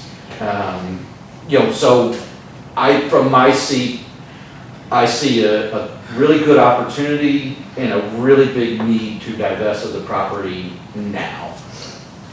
I think when we made our recommendation before, we were pretty clear that we chose Canfield. It was the highest bid. I think Chairperson Beecham today solidified all of the reasons why expanded on the reasons why that was a good choice, and it was our choice. I guess, so I'll say, I think before I've said that it's not necessarily our place to evaluate all the details of the proposal. You know, of course, it's not really our job to decide how the city should develop downtown, you know, and solve its parking problem and all those kind of things. But I think we do have a general interest in the sense that we want to see the city grow because that's good for our, you know, our enterprise.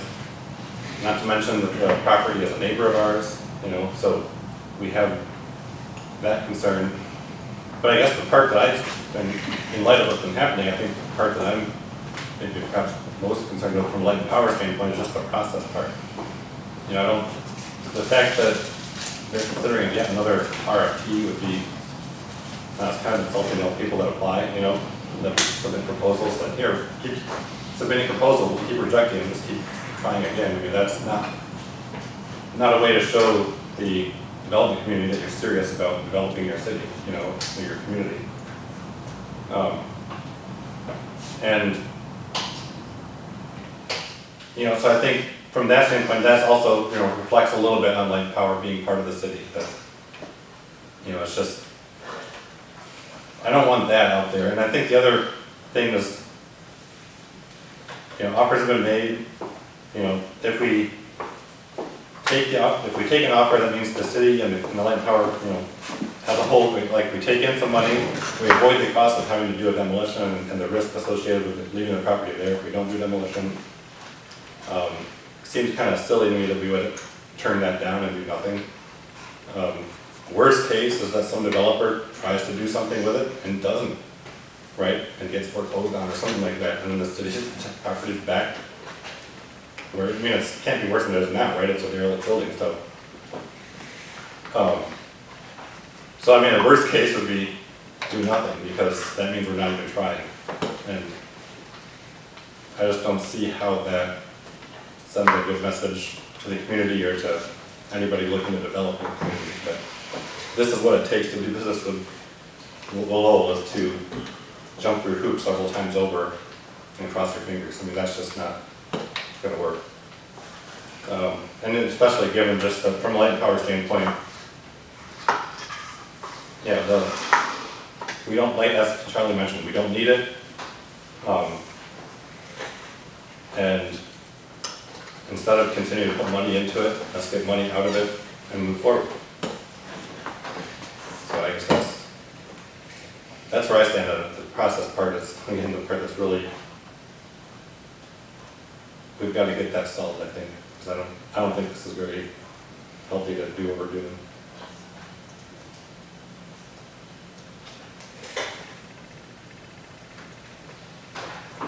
Dana? I'm sad that this isn't wrapped up by now, because that is a prime piece of property that if it was listed with a regular realtor, we all know that even though it's a postage stamp piece of property, it would go for well over $100,000 or $150,000. We know that. That's where, to be honest with you, Gray Canfield, whatever he does a Class A job. I've not seen any of his work look like the shambles or anything like that. He doesn't leave anything to fall into the river or to fall apart or what have you. My vote is Greg should have it, because he's backing it up by saying, if I don't do it in 2 years, $150,000 is yours and the building. Deal. Who would not go for that? That's my vote. And one other is, there's no contingencies on the 150,000. I mean, so in this whole process, some of the other, were, I don't know if they were dependent, but they were talking about grants and different things that they He has cash. Yeah, that was definitely cop or rock on grants and finding state money and stuff like that, part of it. That's exactly one of the many reasons why I voted for it. That's the reason the last one fell apart, right? Yeah. Yeah, because, I yeah. believe the council would even entertain one that wanted to try to find grants. Well, 3 didn't, Yeah. you know, and 2 originally didn't. You know, when we came out of it, it was a 3-2 just came in the city to see that somebody would change their mind and there was no way based on information. Even though they came back and we went from 6 to 4, it still wasn't the same thing. They're still trying to get everything else through. So I didn't want to deal with it. Yeah, I mean, high cash offer, I don't know if what Canfield says holds water, because he just said it in a meeting, he didn't write it. Any of that, I mean, I'd be interested to see if that was available, because that would be a huge plus, assuming that it doesn't work out. What You have cash to demolish the building, one of the big things is probably why take care of the. Greg didn't get it during his interview. He goes, I like to shoot from the hip on these projects as they go. And that really took 2 council members But you know what? out of that part of it. And I know he shot from the hips before and came through, and who would have thought when he bought the dime store, he would have put a whole new floor in it. Yeah, He just said, hey, you know what, I gotta come up with another $130,000 When out he of my shoots pocket. from the hip, he hits its target. Yeah, so I'm just saying, That property is it also. didn't where affect you- me any, it was 2 other Yeah. council members. Being what that property is, because of, you're dealing with the water issue, you're dealing with the foundational issue, there's so many things where it's like, to say like, I mean, we have, I think we all have reservations, I'm not trying to speak for everyone, but I felt like everybody had reservations with some of these, how many stories are you gonna make? On that foundation? Yeah, How are you gonna get that cleared with Can the you go DNR? down? How are you What's the gonna, foundation? How do far you do I even gotta know? take down? What's Can the you- footings? can you even park a car on that foundation and feel safe about the car? You know, I mean, like, people hadn't hired a structural engineer, they hadn't got a concrete guy in there to look at it. I mean, these people, Yeah. they were just making kind of like their best guess, so like, they may not have said they're shooting from there, but they definitely are. They went Yes. in there and all of a sudden, you know, it was $1.5 million to fix that foundation and deal with the DNR. It's Good off, point. their They- project's off, they're not they- gonna, they- they're not gonna do it. Good point. They were all shooting from the hip, just as much as. The only one that It's a wasn't weird feasibility, we. Yes, none of the weird legal process. studies had been done or anything like that, but nobody presented The that. fact that Copper Rock's proposal changed drastically indicates they're shooting from the hip. Yeah. I mean, They proposed a 6-story Yeah. building that was purely residential and came back with a 4-story building Commercial and. that was, so it changed the size, scope, scale. Where do you put dumpsters for Yeah. 17 people? How do you get that? So, yeah, I'm a little bit less concerned with that. But I think I guess from my recommendation, if it's going, if this is being carried to city council, because it's like, hey, it's kind of a moving target, a piece of property. I mean, you just don't know. I mean, you don't know how the utilities are gonna get hooked in, because they re-ran that line underneath, I think the sewer line got redone, or all that work, so like, I mean, they don't know how much that's gonna cost to get that hooked up again, or We just if dig it's up possible. oversight or- one more time. Yeah, like, yeah, it could very well get like, well, you know, you're gonna have a choice between $300,000 type of renovation to get sewer hooked up, or you're gonna have to figure out some other way to go on a different part of the property, you know, whatever. we don't endorse that. I just, we get. I'd love to hear Canfield put it into writing on that bid, but even without that in writing, I think the other parts of it hold a lot of merit for timeliness and for like getting this property moved. Whatever Making one, the most if we decide to move forward and select somebody else and that person gets affordable, they do have to commit to a particular written thing that we're gonna do X, Y, Z over a course of time frame. And is that good enough? I know Greg King does it. It's a 2-year project. Sure. Most of them were 18 months. So is it really a huge 6 months different? You build a 6-story, well, how do you get cranes in there? Where do you put all the material that's gonna take to build that? It's gotta sit somewhere, and you got this great lock spacer, I'd be renting it to them. You wanna store stuff here? Here it is, it's gonna cost you. I'm sitting here going, Yeah, we need to keep some indoor storage, so you got this nice little spot to street there, so I'm just saying, there's a lot of complications that go with regards to who you go with in that timeframe. Sure. You still gotta get all the permits, you still gotta get with Eagle, I don't care who builds what there. Yeah, and the longer this goes on, the longer it just becomes a mess, and there's more opportunity for it to become a mess.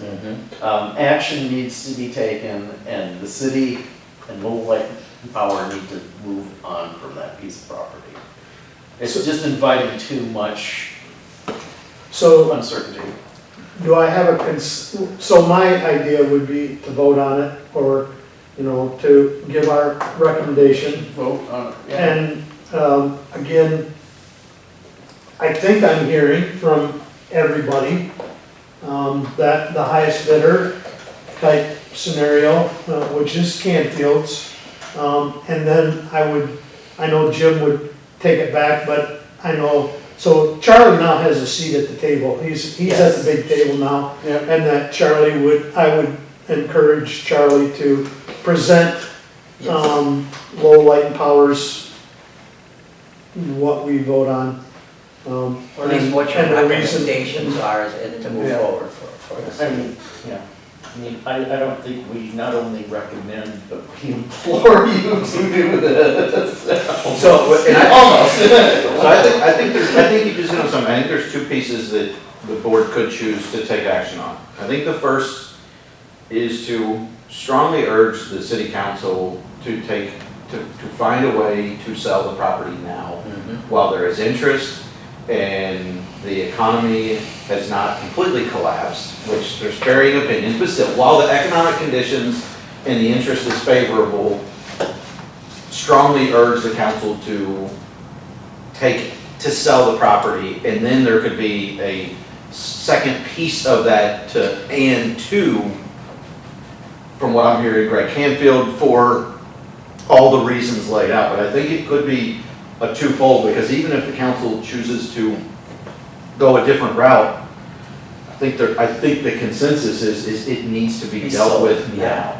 The timing is now for selling it. Andrew touched on a variety of issues, and I think that's, from my perspective, there's some new insight and impactful insight. In terms Option one. Yeah, option one's the only option. Option one is, Are we voting to recommend that, or just? I would like to carry official board action to city council. I think a motion, I motion that we recommend to city council to proceed with option one from the memo from Mayor DeBoer. And I'll support. Okay, it's been moved and supported. Any further discussion? Hearing none, all those in favor signify by saying aye. Aye. Opposed, I'm sorry. Unanimous. Then option number two. So I will motion that we as a board recommend to pursue the sale of the property to Greg Canfield. And To you accept do his it. proposal, basically. Right. I don't know how you want to word it. to pursue the sale of property to Greg Canfield based on, Well, you. based on the proposal submitted, If we're recommending option And one, the then amount it of would offer. be, then I think it would be to accept the proposal from. yes, accept, to accept. And then you can, That's done for, and you can, Yeah. least risk, yeah. you can figure it out of Yeah. what. Well, So, reasons why. yes, I want to, sorry, there's a motion on the floor, so. There's a motion, do I have support? Support. Okay, it's been moved and supported. Any further discussion? Hearing none, all those in favor signify by saying aye. Aye. Opposed? Motion carried, unanimous. All right, so, just so I'm gonna make sure I'm representing the board. Recommend the sale to Greg, the acceptance of Greg's proposal for the reasons of it was the highest bid,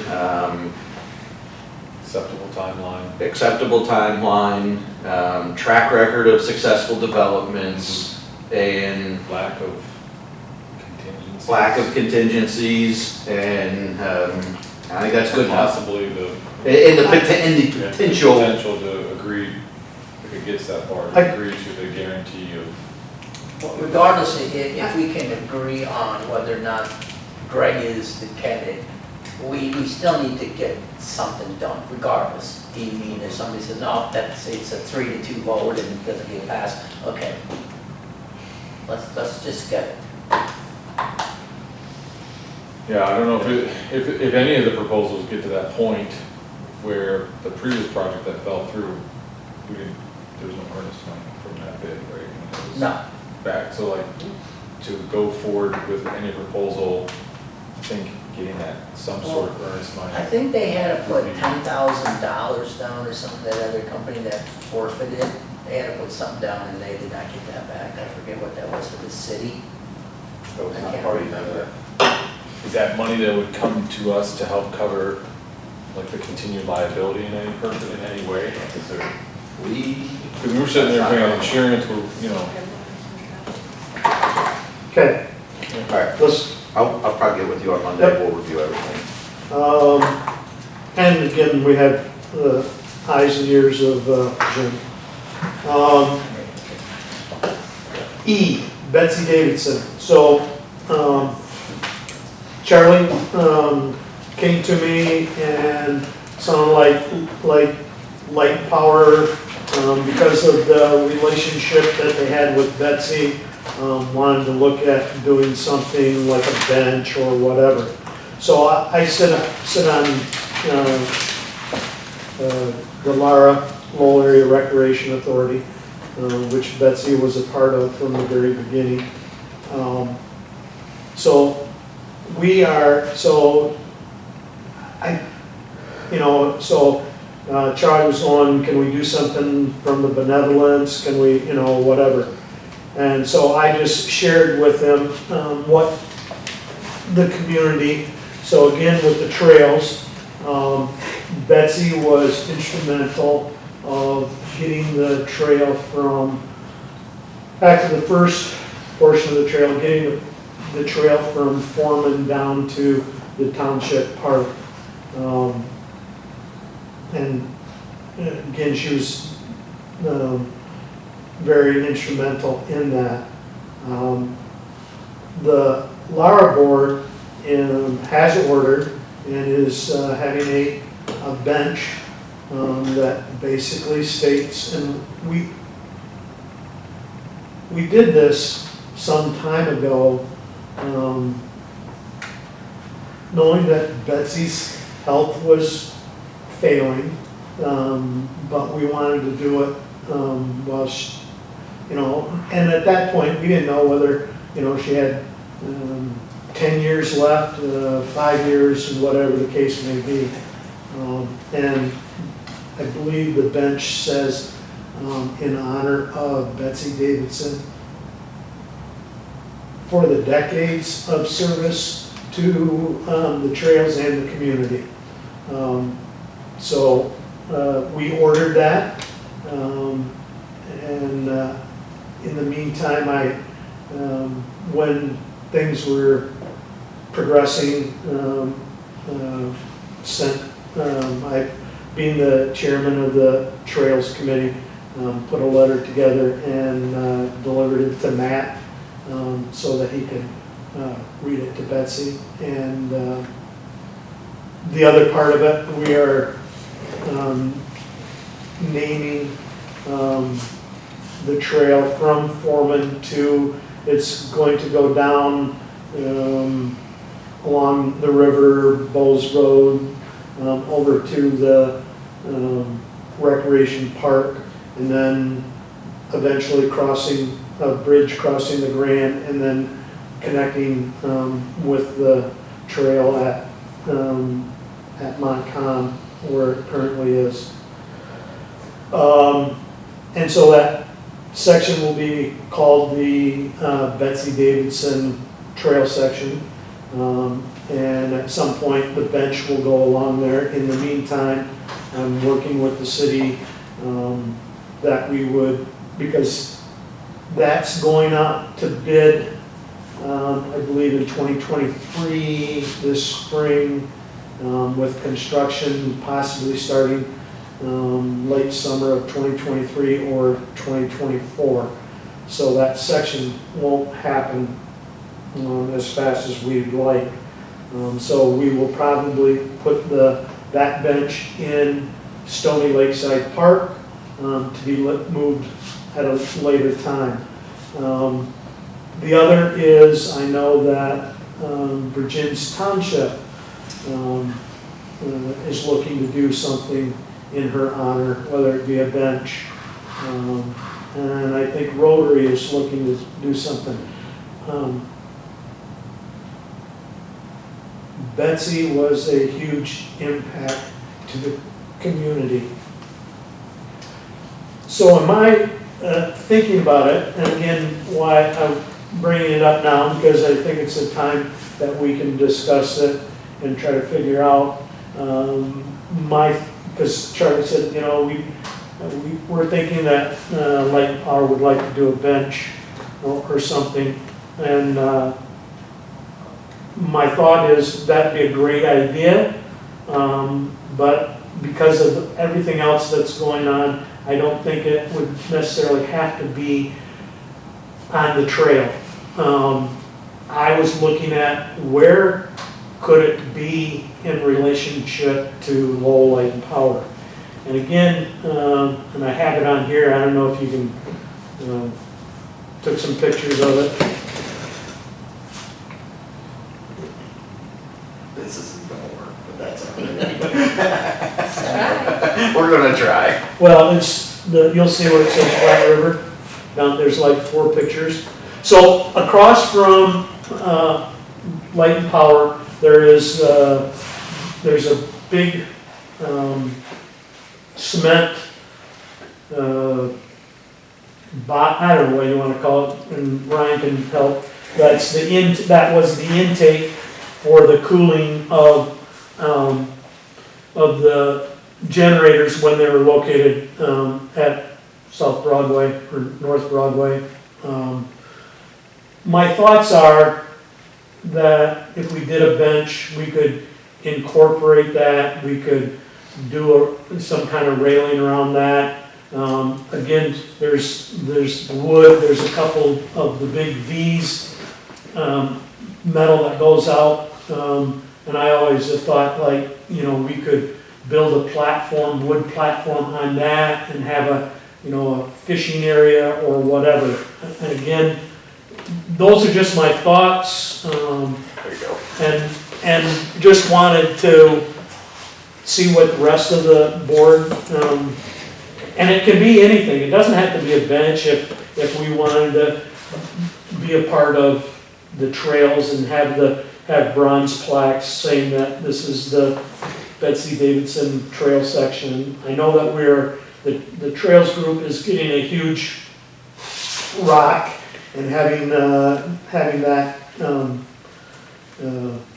either etched in the rock or putting a bronze plaque on it. But again, my thoughts were, because Light and Power, and this, Charlie brought it to me and just knew that because I had been in conversations with her husband, Matt, and what we were trying to do and that type of thing. And so again, I was just thinking of how we could tie Light and Power in along with doing something through the benevolence. And I'll let Charlie. Yeah, and I brought it up to Perry. I thought it was, I think it's important that we acknowledge that Betsy was not just another business partner, another person we transacted with. She was a friend of Lowell Light and Power. And I think she left her mark, she left an impact, and she'll be missed. And I'd like to honor her. Would you then put like a little security fence around the end of that?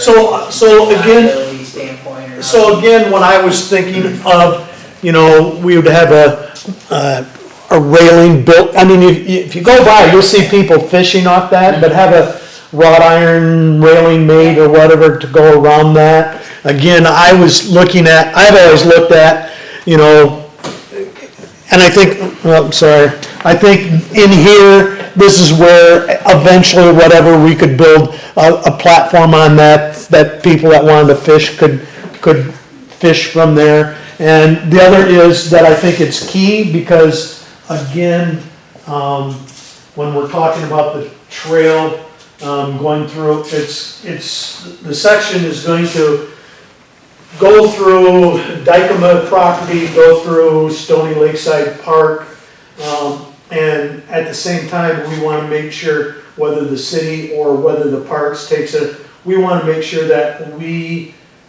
get that park accessible to the water for ADA, for handicap, which right now, all it is a sand beach. So if you were in a wheelchair, you couldn't get down to the water.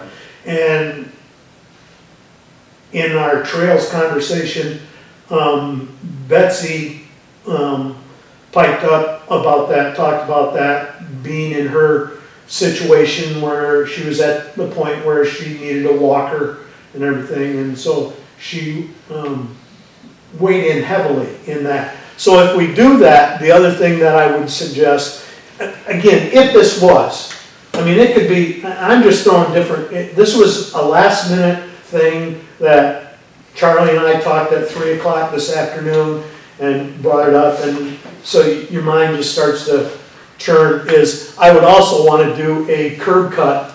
For a wheelchair. Huh? So that a wheelchair. So a wheelchair, so that you're ADA, and then pour enough cement that would get you out to that platform. Can we do that there? Who owns that? Because I'm looking at the GIS right now, So and that it's is- no man's land. That's city right away, but we are, Ryan can maybe provide a little more commentary, but this is the old water intake for our old diesel generators. So we are responsible for maintaining this. So we need to maintain this. You can see that Ryan's had it on his agenda, kind of down the priority list, but something to keep is, in focus is what do we need to do to maintain that? So he already had presented a couple ideas in terms of pouring a new concrete pad, capping it off. So we need to be maintaining this. If the board wanted to pursue this option, I would call Mike Burns over at the city and we would discuss, is it a partnership between us and the city? Do they have the authority to grant? We would start vetting Because I was just what can be done from here to here. We know what we can do here. Okay. It's a matter of what can be done from the road to what we're responsible for maintaining. Yeah, because usually, I mean, if a piece is owned by City of Lowell, it'll say that it is, and actually, there's just, on the GIS right now, it appears to be just no man's land. Yeah, it's just public right away. Yeah. So again, I was just twofold thinking of if light pop, because again, then, we could have a sign, or we could have whatever tastefully done saying that this is in Betsy's honor, provided by Lowell Light and Power, again, I guess I wanted to start the conversation tonight, and we can, And I think you hit on there. We don't have to make a decision tonight. I think, Gotcha, okay. I think it's appropriate for Light and Power to honor Betsy and her contributions to the community and Lowell Light and Power.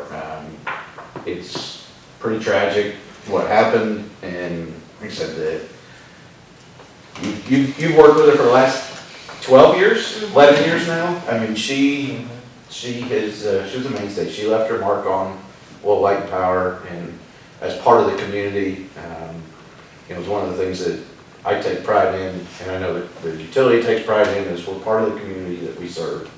It's what separates us from an IOU or, any other utility, is we are part of Lowell. We are Lowell, and Betsy was Lowell. and it doesn't, you know, and I'm just saying it doesn't have to be a bench. I will say that that's what, the Lara Group is doing, and again, in my letter to her was to Matt, that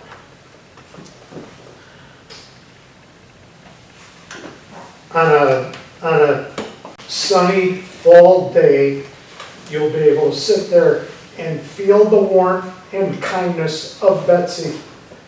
So again, that's why, in my mind, was like, right there. Because it's twofold, you know, like Charlie said, we've talked about wanting to do needing to do something with that, and this would give it a purpose. So, we'll leave it at that, and if you have other ideas, let's, bring it back. Like, it's not something that we have to, like I said, decide tonight, but again, that you can mull it over in your mind, and we'll revisit that at our next meeting. So. Moving on, informational items. All right. All right, so we'll start with performance data. I will highlight this one. Definitely a decrease year over, previous month, current month, previous year on the residential side.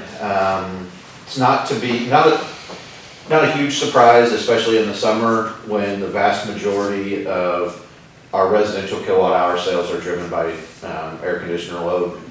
But it is something that we're not accustomed to seeing. I think last year there were very, very few incidents where current month tracked behind current month previous year. So it's something we're going to continue to watch very closely. It's something that Megan and I have started talking about. But again, nothing really alarming. We did budget, just to keep things in perspective. The last few years, we've seen growth rates in excess of about 3.5%. When we were budgeting this year, we anticipated slower growth rates and budgeted for a 2% increase in sales, in kilowatt hour sales, not revenue. So it's something that we're going to monitor throughout the year, but did want to just stop and highlight it a little bit because it's a little out of the ordinary, especially to see almost a 10% reduction from this time last year to this month. So, do you think it might have something to do with the fact that the COVID ended, people were out more, we weren't trapped in the house as much last summer, plus with the economy as it is, everybody's cutting every dime, nickel, whatever you can do, so maybe I don't run the air, maybe I don't have things that are so much more onto we need to take into consideration, because it was rough. and I think there was a lot of that, some of that, but I think the vast majority is weather driven. I usually defer to the outside crews on was it a hot summer or was it not a hot summer. I thought it was hot, but I heard from the guys quite a bit that it wasn't as hot, and they're a pretty good barometer because they're out there every day. It's not scientific, and that's by no means, but 90 days, right, this year too?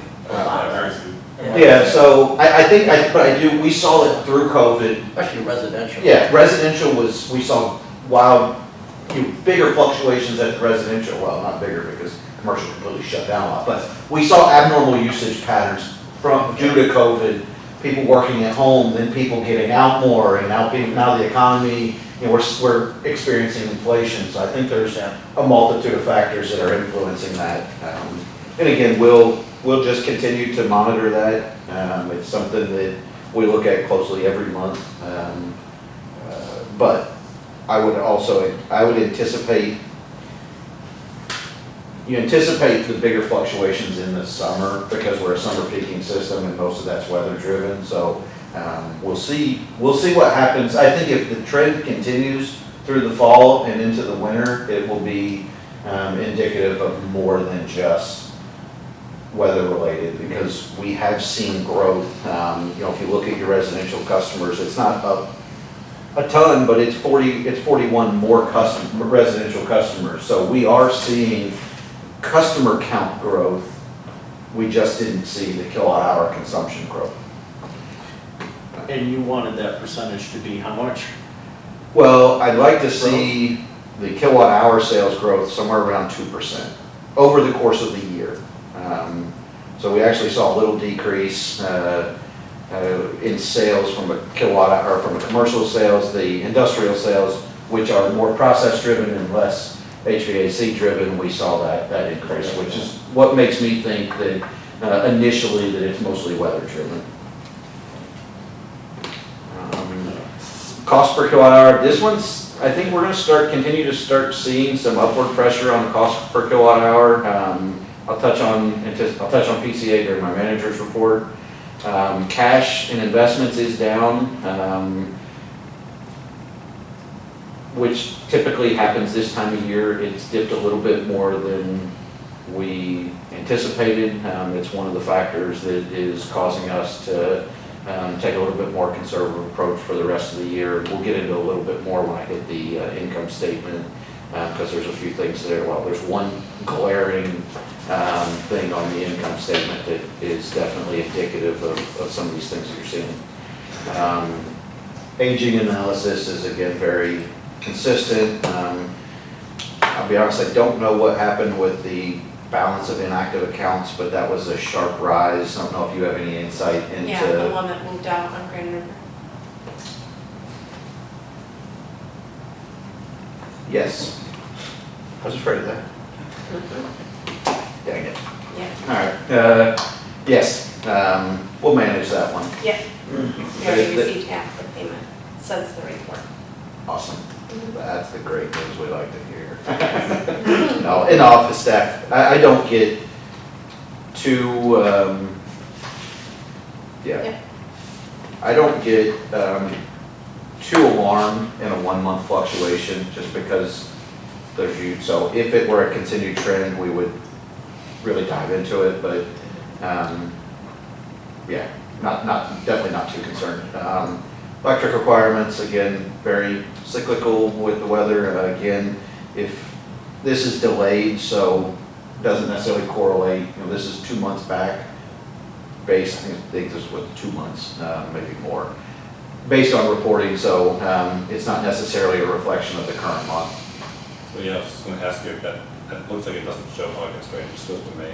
Yeah, and I want to say it may actually be June.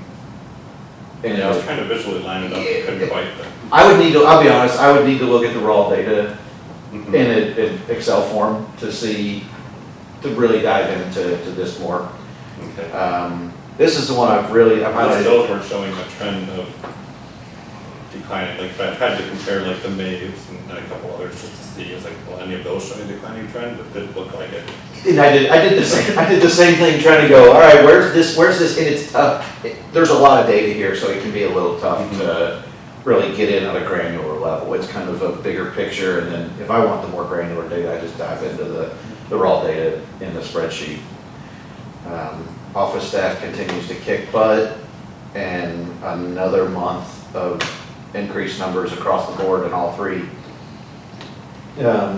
areas here. At some point, this has to plateau out, so I don't want to set the expectation that we're going to continue. I mean, at some point, we're going to hit the customers that have an appetite for this, and we're going to capture, and then it's going to be slow trickle as new customers move in.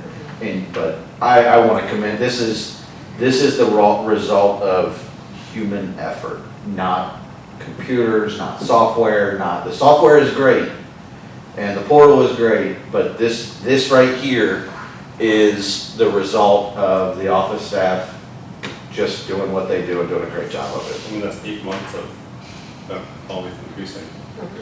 So that's hard to do that. In what's 8 months interesting, after a rollout. what's that? I mean, it's 8 months after something new.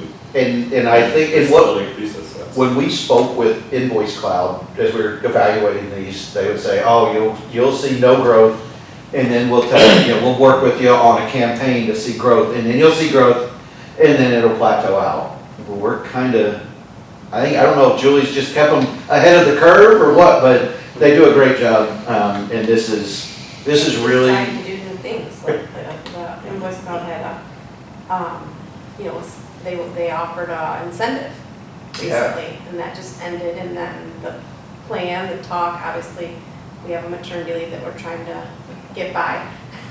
But the plan is to, you know, offer something ourselves, and so just keep trying to get people to, and like Charlie said, the girls are great with just, you know, this happens, this customer gets upset, well, did you try the portal? You know, if you install, you know, different things on the portal, your payment will go through better, you know, you won't have this issue, you won't have that issue, so they're very good at selling it as well, so. Yeah, they highlight the benefits, Mhm. which is great. And it's some customers, it's just making them aware. Oh, really? But they do a great job. It's one of those things that if you put the effort in, you see the return. And there's a return on all the investment here. But that's performance data. I'm gonna hand it over to Ryan. We got smacked with a pretty good weather event, and I don't know where you want me to go, but I was gonna go straight to the pictures because they're more fun. I mean, I can stop, I can look at numbers real quick if you want. I mean, we had 5. All the outages were tree related. Yeah, Pretty big one out on Overly, big old tree, box elder style, old rotten thing tipped over. Ripped that damaged, ruined the pole, broke the pole into a couple pieces before it hit the ground. This is the feed location to that spot on Overly right here. Yep, I see. Yeah, it was a wet day too. Pretty soaking wet right there. I was gonna say, you start to, you can see, dang it, doesn't zoom. Pole had to get replaced, shut the road down temporarily while we put the wire back across the road. I mean, this is a jungle back in there. It is just no fun. Guys did a great job, but, I mean, this is right when they're going back to turn it on right now, at that particular location where the wire crossed the road. The clouds had cleared up, you can kind of tell the sunrise, or the sunset in the background, the glow in the sky was pretty neat right then. That's just a really cool photo, the way that's looking down the hill, headlights in the orange sky. Yeah, he's reaching out the bucket. So amazing that we just take these pictures with the phones all the time. picture? Yeah. We get better every month. I'm training the guy. Side to side. Training, just Rule of thirds. The rule of thirds, that's more than I learned something today. Yep. That's good stuff, That's yeah. really cool We photo. got hit pretty good, a couple different ones. There was another one on, the big one on the number list there, it says 117 customers, top one. Actually, the main location was 28th Street, but Lowell was affected from the tree that fell down. It was across the road, cars almost ran into it, it was in the dark, it was pretty sketchy. Guys did a great job, took care of that one. Took a while, but they did a great job. I guess another note about the Overly location, there's 2 different, if you look on the list, the third one and the last one are both Overly outages, same exact day. So where the wire in the pole was down, it was only affecting 2 customers, and it was a tap off the main line. So immediately we get there, we disconnect everything, cut it and clear it, and then turn everybody else that can be turned on, turn them on right away. That's why their outage is so short. Less than an hour. Got them going, and then we got a plan to get the pole replaced, so then we're only holding up a couple of customers at that point. It's typically what you always try to do on storm situations. Restore the most first, and then go for your heaviest damage after that. So does that count as 2 outages or 1? Still counts as 2 different ones, just because we broke it up, and then it was a longer duration for only the 2, so you have to count it that way.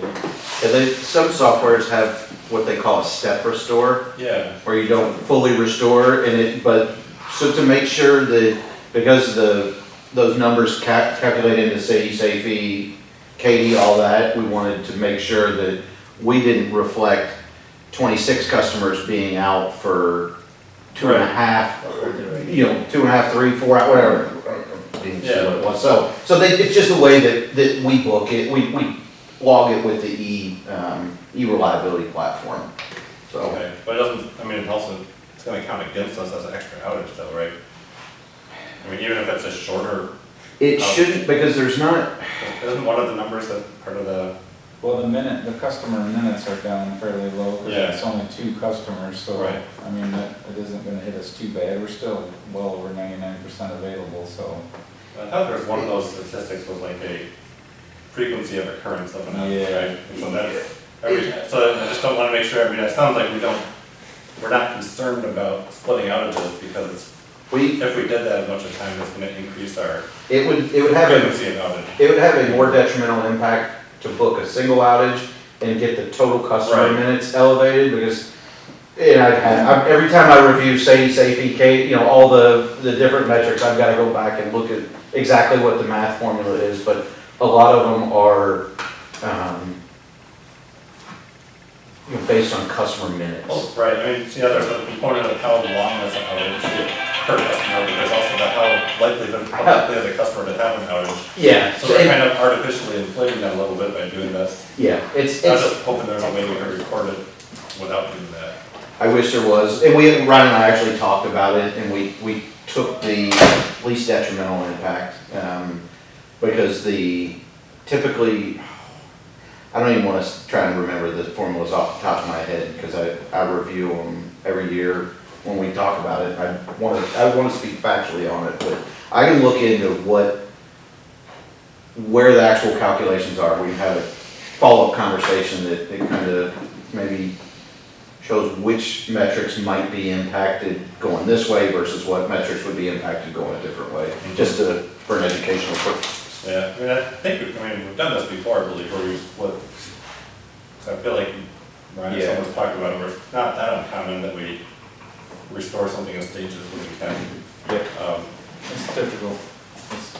It's common practice for everyone to do it like this. Yeah, So, definitely makes sense. Can I read a note from the customer that had the pole heck yes, taken out in his yard? I would love it.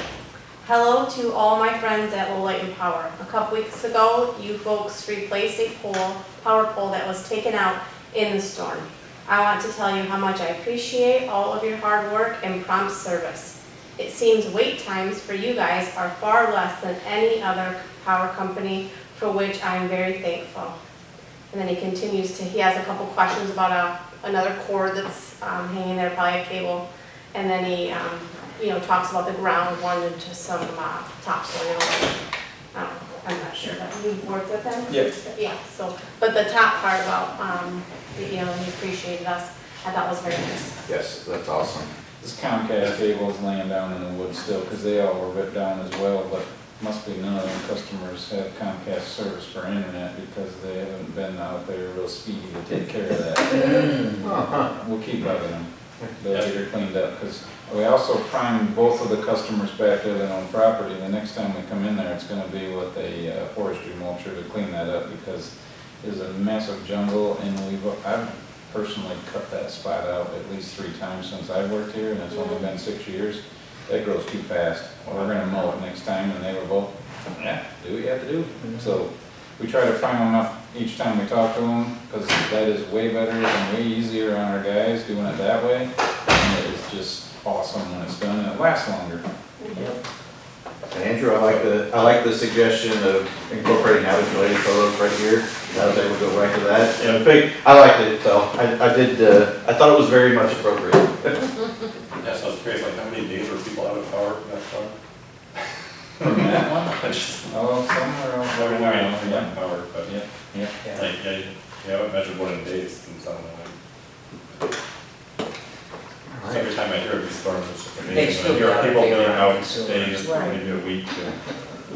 We have one of our linemen that was out of power for 3 or 4 days. Yeah. Zach out at Murray Lake. Mhm. Wow. Oh, yeah, Casey was out for half a week last year. Yeah. Yeah. Zach was up for 2 or 3 days, this storm, This where this storm, damage happened. Oh, I didn't hear, I was at home dealing with the COVID kid. Your own storm. Yeah, Yeah. trust me, it was a tornado. Oh, baby. Oh, they were fine. Had too much energy, didn't feel bad, so they were bouncing off the walls. Yeah, very cool. All right, we'll dive into the income statement. The only number I really want to draw your attention to is right here. we were very, and I can share more insight if the board cares, but just to give the board a little perspective on our power supply budget and how we did it. We had MPPA run 4 different scenarios. We threw out one of the scenarios, and then of the other 3, we actually took the most conservative, which included anticipated energy for the grow facility that we would need to procure. So when we budgeted on the expense side, we counted on them being online and needing to buy power from them. But on the revenue side, we basically didn't count on any revenue. So we were trying to be conservative in 2 directions. The most conservative estimate, the most conservative projection we received from MPPA was right at $4.4 million. We added $250,000 to that. And now the projections are north of $5 million already. It's what's driving a lot of our conservative approach. We anticipate seeing that come back through the PCA, but the timing is slower. And with our money not going as far this year, last month we did the presentation on what constitutes a day of cash, and we saw a significant increase year over year this year. I'm concerned that our money will go even less far next year after the end of this fiscal year, so we need to definitely focus on just making sure we're taking a fiscally conservative approach, and once the money is freed up, or once we have a little bit more financial certainty that that revenue is going to be there, or we're going to be able, or we have the cash, I'd almost rather build a little bit of cash before spending it, where when there's a stable market, you can more confidently dig into that capital budget a little heavier. So again, it's something that we're continuing to watch. Every year in the summer, we get hit with quite a few summer-related expenses. The vast majority of our transmission expenses and our capacity-related expenses come across through the summer because that's when we hit our highest peaks. So we are used to seeing it front-loaded in the year in the summer, but as you can see, comparing prior year-to-date actual versus current year-to-date actual, well, we're $200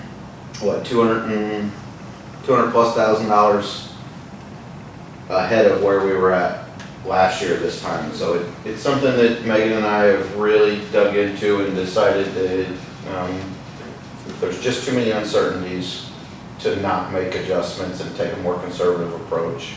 Again, we took a very conservative approach to budgeting with the best information we had, and the information MPPA gave us wasn't bad information. They have extremely detailed models that factor in a multitude of variables, and we're just seeing continued disruption. So I just wanted to bring that up.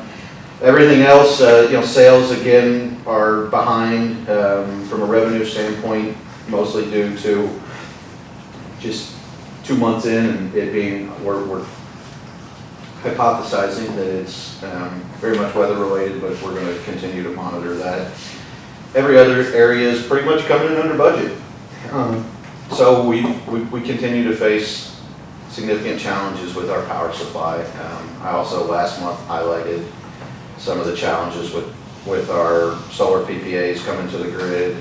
So it's something we're continuing to watch and just monitoring as much as we can and taking the appropriate steps once it happens.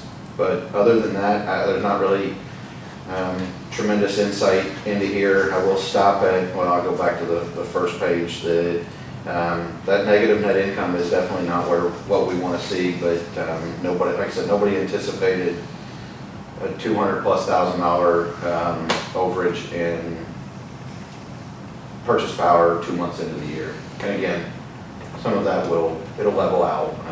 It's not indicative of, well, I won't say, I have no insight into what's indicative of anything in the market right now, so nobody does, I don't think. But other than that, That's all I really have to say about the income statement. Happy to answer any questions, but really want to just highlight that power supply side of things. Moving on to capital projects. Again, as you look through, there's just a little bit of cleanup work, Harvest Meadow, additional work at Stony Bluff. Sibley area is getting wrapped up, so we're just kind of wrapping up things. And in my memo about the east side feed, I put in parentheses that anytime you see east side feed, that's what we've kind of internally dubbed the project to get the feed, the redundant feed to the other side. Pretty self-explanatory, but thought I would just make sure that's clear. Again, other than that, pretty normal stuff. We're just kind of getting a lot of projects kicked off. Okay, and that's capital projects unless anybody has any questions. Right, moving on to manager's report, MPPA, we've had a very busy meeting. I don't have, in my memo, I highlight that we had a service committee meeting for the Transmission Investment Service Committee, and then also had a project committee for the Bell River project today. Everything was not for public consumption, but I guess if you were at the MPPA stakeholder meeting, there was some discussion on a potential transmission investment. We're continuing just to evaluate that. We presented some additional information, but again, that's not public information. The details are not public information at this point. And in the Bell River project, all I can really say at this point is I've been very encouraged by DTE's inclusion of MPPA in their integrated resource planning.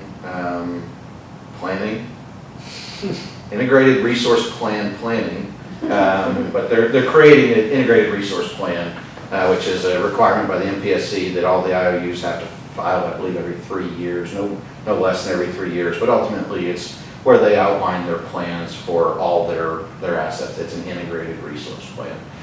This is, if you'll remember, consumers submitted theirs last spring, maybe, spring of 2021, and that's when they announced that Campbell was going to be shutting down. The process is about a year long before MPSC makes a final ruling or a final determination, but we have been meeting with the project committee to review some of the plans that DTE has shared with us in terms of potential opportunities or potential plans for Bell River. And again, most encouraging is MPPA's at the table with consumers. I think MPPA got about a 30-minute notice that it was going to be announced that Campbell was shutting down. DTE has very closely worked with MPPA, so very encouraging, and we anticipate seeing an IRP filing from DTE middle to end of October, and with that, that's when their plans kind of become public, and we can have a little more detailed discussion about what their plans are. Dock addition. So the dock addition project we're going to call substantially completed at this point, just because really the work associated with the previous board actions has all been completed. The vast majority, everything that's fed from the new primary underground has been converted over. There's another smaller voltage conversion project that's leveraging the existing overhead infrastructure down Sibley. Yes. That feeds over into the dock addition, and we're going to be bringing some services underground under the road. But that's kind of, the boring work was done in anticipation of this future smaller project. So the vast majority of the dock addition is completely done. The 2 poles that I mentioned in here that need to be removed were removed today, I believe, or yesterday. Yeah, this week. This week, and then there's some other sidewalk repairs that we need to do out on Bowes Road from where we ground some stumps, and Ryan's going to coordinate some, try to get all of our concrete work done in one day, so we're not hiring a concrete truck to come pour one square of a sidewalk. Not real productive, not real efficient that way, so happy to report that that project has been a great project.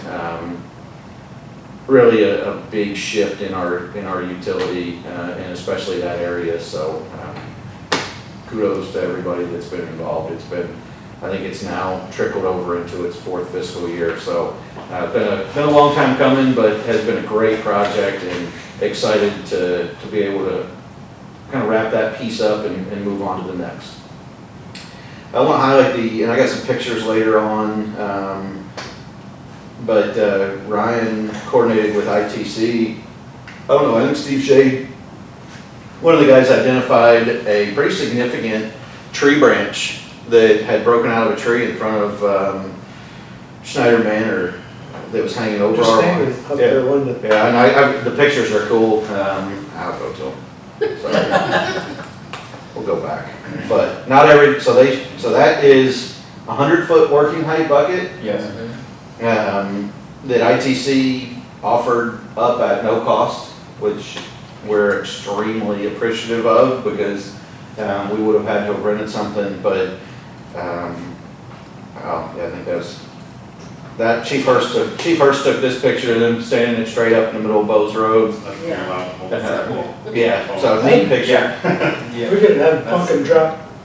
That would've- But yeah, so this is the branch. That was hanging 65, 70 feet up in the air probably. Yep.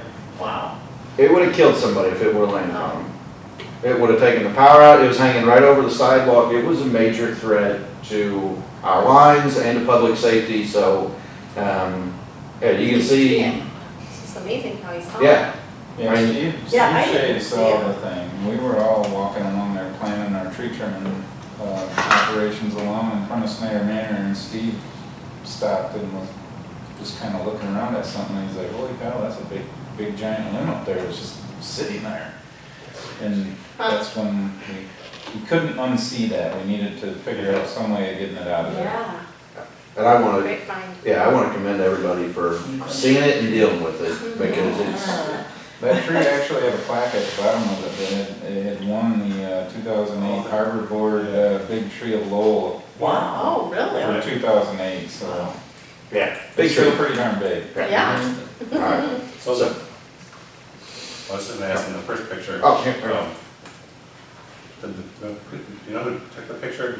This picture, I believe Chief Hurst took. So Did we, he intentionally get a power pole in the rearview mirror of the truck? Yeah, that happens more than you would that's pretty imagine. fantastic. I've seen these pictures a lot, but I've not noticed that. Yeah, so we ended up having, working with the police department and DPW to have the road completely shut down.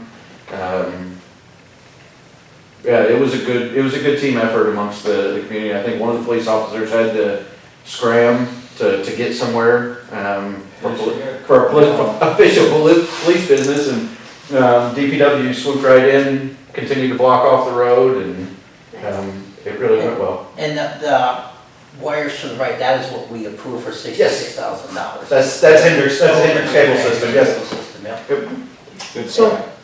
Good. Yep, just in case Go somebody back, wondering. I mean, not when you get back to the Which one? manager's report. All right, you'll go back to manager. Well, so I just have a question.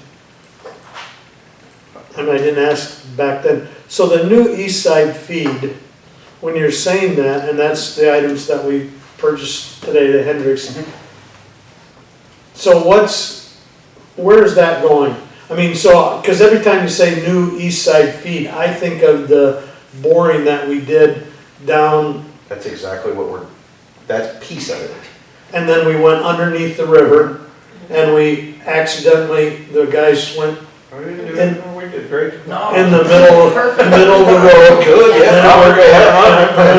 So, Yeah. but where's the Hendrix line So going? maybe next month we can Yeah. bring up some drawings and show, but essentially, I don't know, Ryan, if you can give a quick overview, and then we can do a little more. I was just Yeah, curious, that's my house. because we always keep talking about that Yep.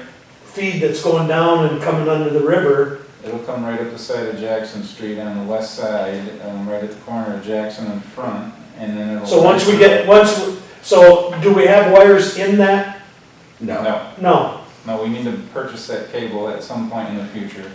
That's when, we were planning on doing this project in one fiscal year, Right, and it went from about a $600,000 project to about 1.2 million, right, and has grown since then. So we started piecing it back. So Ryan, we either had the decision of starting on the south side of the river and advancing the circuit under the river and doing the underground portion, or it's ultimately going to create a loop and tie back in over on Lafayette, basically. Yep.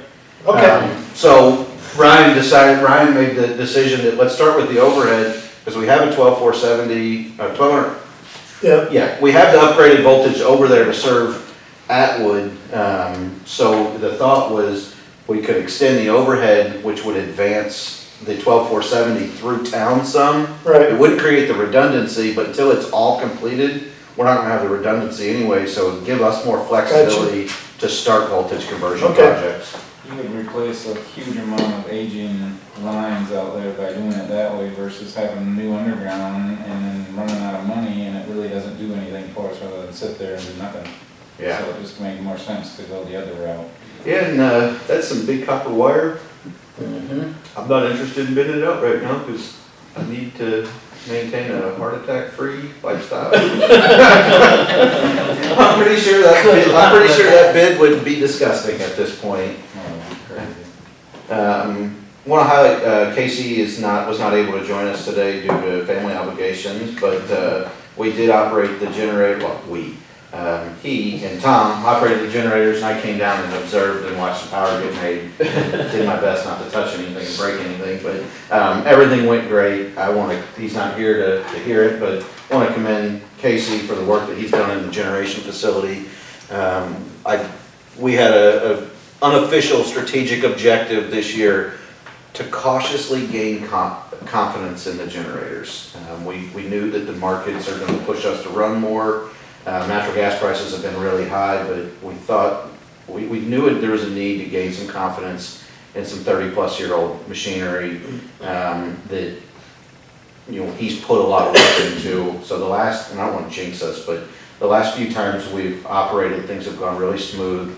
And I think a lot of it's a reflection of the due diligence that Tom and Casey have put into that facility. And I don't know if Casey was as gung-ho as me initially. I was looking more at the dollars and cents, and he was looking at 235-plus-year-old machines. But we kind of found that middle ground, and we're cautiously gaining some more confidence in so this year we've ran for 8 hours as part of an economic dispatch, which was the longest we've ever ran on the hottest day, one of the hottest days we've ever ran. And then this was just really an exercise run to test just to give it some exercise, and it went very smooth again. So that was very encouraging.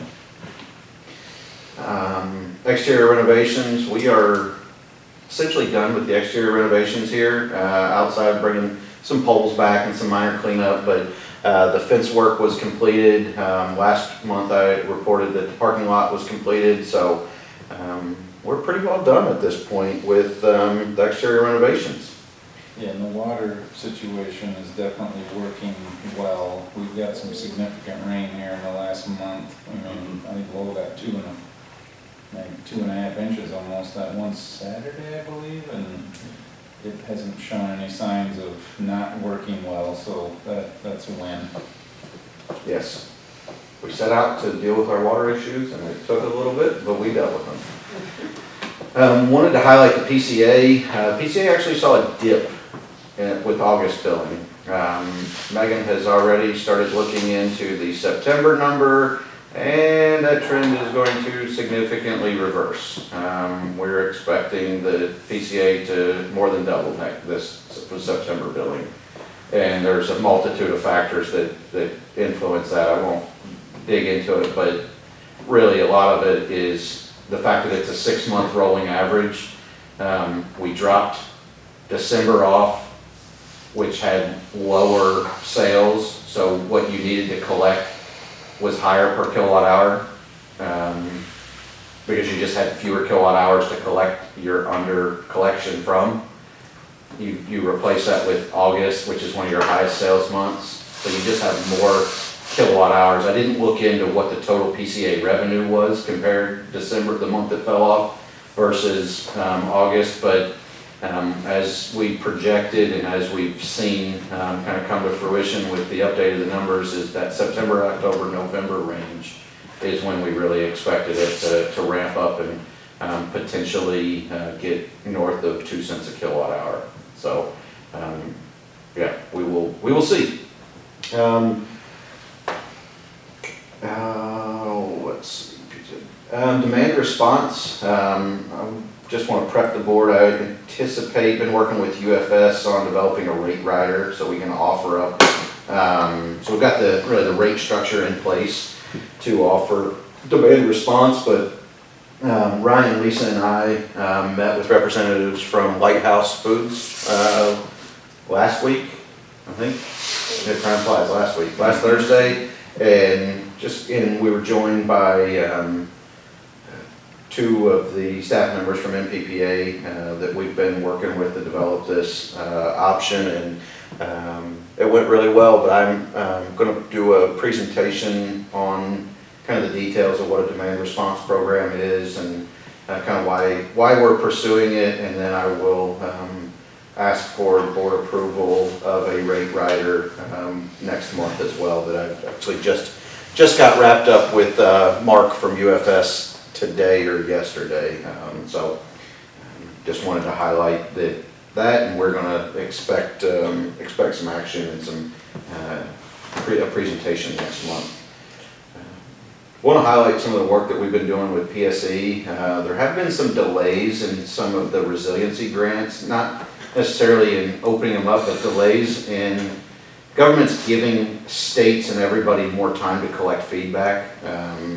So we don't know how Michigan's going to handle it, but we're seeing a higher likelihood that there's going to be no grant offering in year one, and year one and year two will be rolled in together. So we're still working with PSE on that. I want to highlight that, and kind of a effort that we are spearheading here at Lowell Light and Power is working with Katie Abraham from MMEA to promote the inclusion of voltage conversion projects in state resiliency grants. They have certain programs or certain types of projects that are kind of the bread and butter, strategic undergrounding, vegetation management, pole management, things like that are resiliencies. And I've made the argument, and we're pushing pretty hard at the state level, that our voltage conversion project should absolutely fall under any resiliency grant. They incorporate vegetation management, pole management, aging infrastructure replacement, and strategic undergrounding of our assets. So while it doesn't necessarily fit perfect in a bucket, we're trying to convince the state that they need to create a bucket for us to put our projects in. We'll see what happens, but I know Casey Ryan spent a lot of time digging into it. I've worked with them, and I've been working closely with Katie, and I'm optimistic. It's a shot we have to take, and we need to promote it. It could be very beneficial to municipal electric systems, because we're starting to learn a little bit more about how the state's going to divvy up some of the funds, and consumers in DTE are going to have, I think about half of the grant money is basically allocated to them, your large utilities, and then the rest is carved out for smaller utilities. They're breaking up what buckets, making sure there's an equitable distribution, and that those with the most resources don't get the most resources. So just because DTE consumers can throw a bunch of dollars at grant exploration doesn't guarantee that they can out-compete us. So yeah, we're excited to see kind of more information on that. Next month, we will also do a presentation, or maybe not a presentation, but have a discussion on the overfunding that we've accrued in our hybrid retirement plan through MERS. Mentioned that there's about $100,000 overfunding that's accrued in that. Julie and I are going to start digging into some projections that MERS has provided us on, we asked for some scenarios of if we move that overfunding amount into the newly created surplus division, what impact would that have? And I think it's going to be very favorable to move that money over into a surplus division. I will say that MERS was clear that it didn't require local governing body authorization, which would ultimately require city council authorization to move those funds to the surplus division. It is an authority that they grant me, but as this is a major strategic objective, I thought it would be a better approach to present the information and allow the board opportunity to provide feedback prior to reallocating those funds to the surplus division. Public Power Week, we will not have another board meeting before Public Power Week, so we've got a whole list of events that are happening. Please check your emails. Lisa sent out an email with all the events. Again, a bunch of things, a couple things that are a little different this year. Next week, I'm going to be recording a segment with Channel 13 on your side, or whatever they call themselves. Shouldn't say that, they're my favorite news station. No, we're going to record a Public Power Week segment on 13 on your side, similar to what Steve did a few years ago, very similar. So that was an opportunity that was presented to us this year, and we jumped on it. We're also going to expand. MMEA has promoted a coloring contest. So we're going to continue to do our 4th grade activities, but we're going to expand and open a coloring contest to 1st through 3rd grade students. So that'll be a lot of fun. We'll see what happens. MPPA has offered up, or MMEA has offered up a $50 gift certificate or $50 gift card to every utility that participates, and we're going to hand that out to the winning entry, and then we're also going to supply a couple other prizes so that we can ensure that there's a student pick from every grade. And then again, we'll do the same 4th grade drawing contest, and then do the presentation and all the work that we do with them. So keep an eye on your emails, and please join us. It's a fun week. Let's see, a couple other things I need to highlight. Definitely wanted to welcome Jared Bennett to Lowell and Power. He filled the vacant ground worker position. He's hit the ground running from everything that I've heard. I've talked to him a few times. Unfortunately, I missed his first day because I was at home stuck with a kid.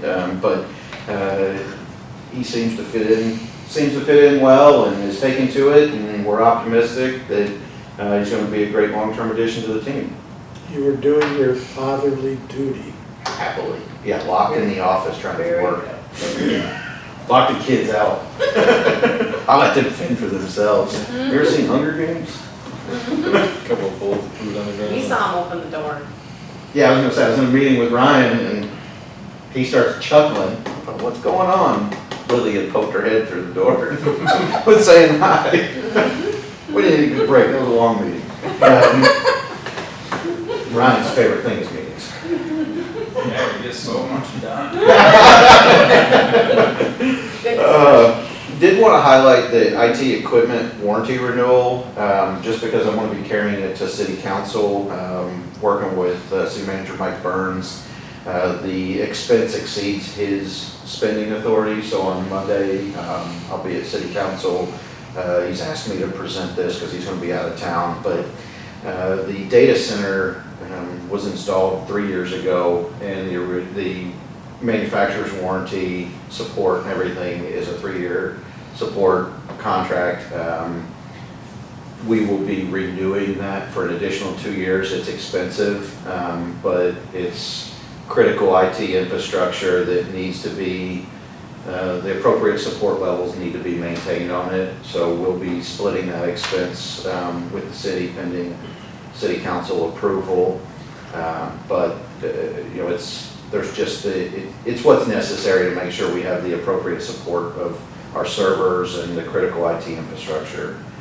And then really one of the critical caveats that really drives this is next business day replacement. If we have and Jim, you probably know more about this than I do. A little bit. But service agreements, essentially, if a server fails on us, Dell is, by having this, Dell is ensured that, yeah, we will have a replacement the next day. And that's what we critically need, especially with extended lead times. We've seen IT lead times just like everything else for some of the other equipment that we've been getting through normal course of business. I believe, other than that, Jeremy Wilson celebrated his 2-year work anniversary, so I always like to highlight that. And Jeremy's been a great addition to the team. He came to us as a journeyman lineman and has brought journeyman lineman knowledge with him, and that's been very, very beneficial, and he's been great to have on the team.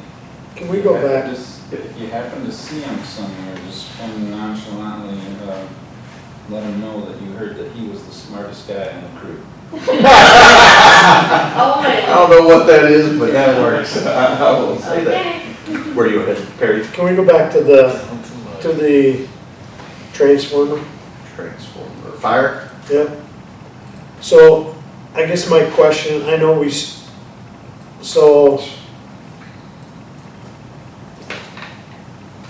are they just, do we have a leg to stand on? Are they just hoping we go away? Because again, it Lingers. lingers. I would agree, and our legal counsel understands that I would like to see more movement on this. She's been handcuffed pretty good. I can only speculate, but I think we have legal grounds to stand on. It's not a slam dunk by any means, but regardless, they have one of our assets, and we've not been able to at least extract scrap value. So there is some sort of monetary value of a scrapped out unit that at a bare minimum, I feel like we have coming to us. My personal opinion is that they're a big company and they are going to try and legal fee us to death. They didn't show up to at least the last meeting, if not the last 2 meetings that our legal counsel had established. So, we thought you were on a different time. It's been excuses that don't hold much weight with me and don't carry much water. So, yeah, but I'm pushing that one quite a bit harder. Okay. But yeah, I get tired of writing, there's not anything to report because I'd like to resolve that issue. All right. Other than that, I think the only pictures we put in here were the really awesome pictures of the bucket truck outside of the outage pictures, so that was the manager's report. Okay, schedule of meetings, as on there, our next meeting is October 11th, board meeting. Anybody that wants to come help clean up the road, October 4th, Public Power Week. Board comment. Tina? I'll see you guys on October 4th for clean up the road, because everybody loves to kick a little roadkill into a bag, so I love that. I am always in awe of the Lowell&P employees, because every one of them stand up and they have no problem standing by the work that they do at any time and any day. And I just wanted to say kudos to, from Charlie on through the whole crew, all these employees. Thank you. That's it. Andrew? I guess, welcome to Jarrett, and happy anniversary to the smartest guy in the crew, apparently.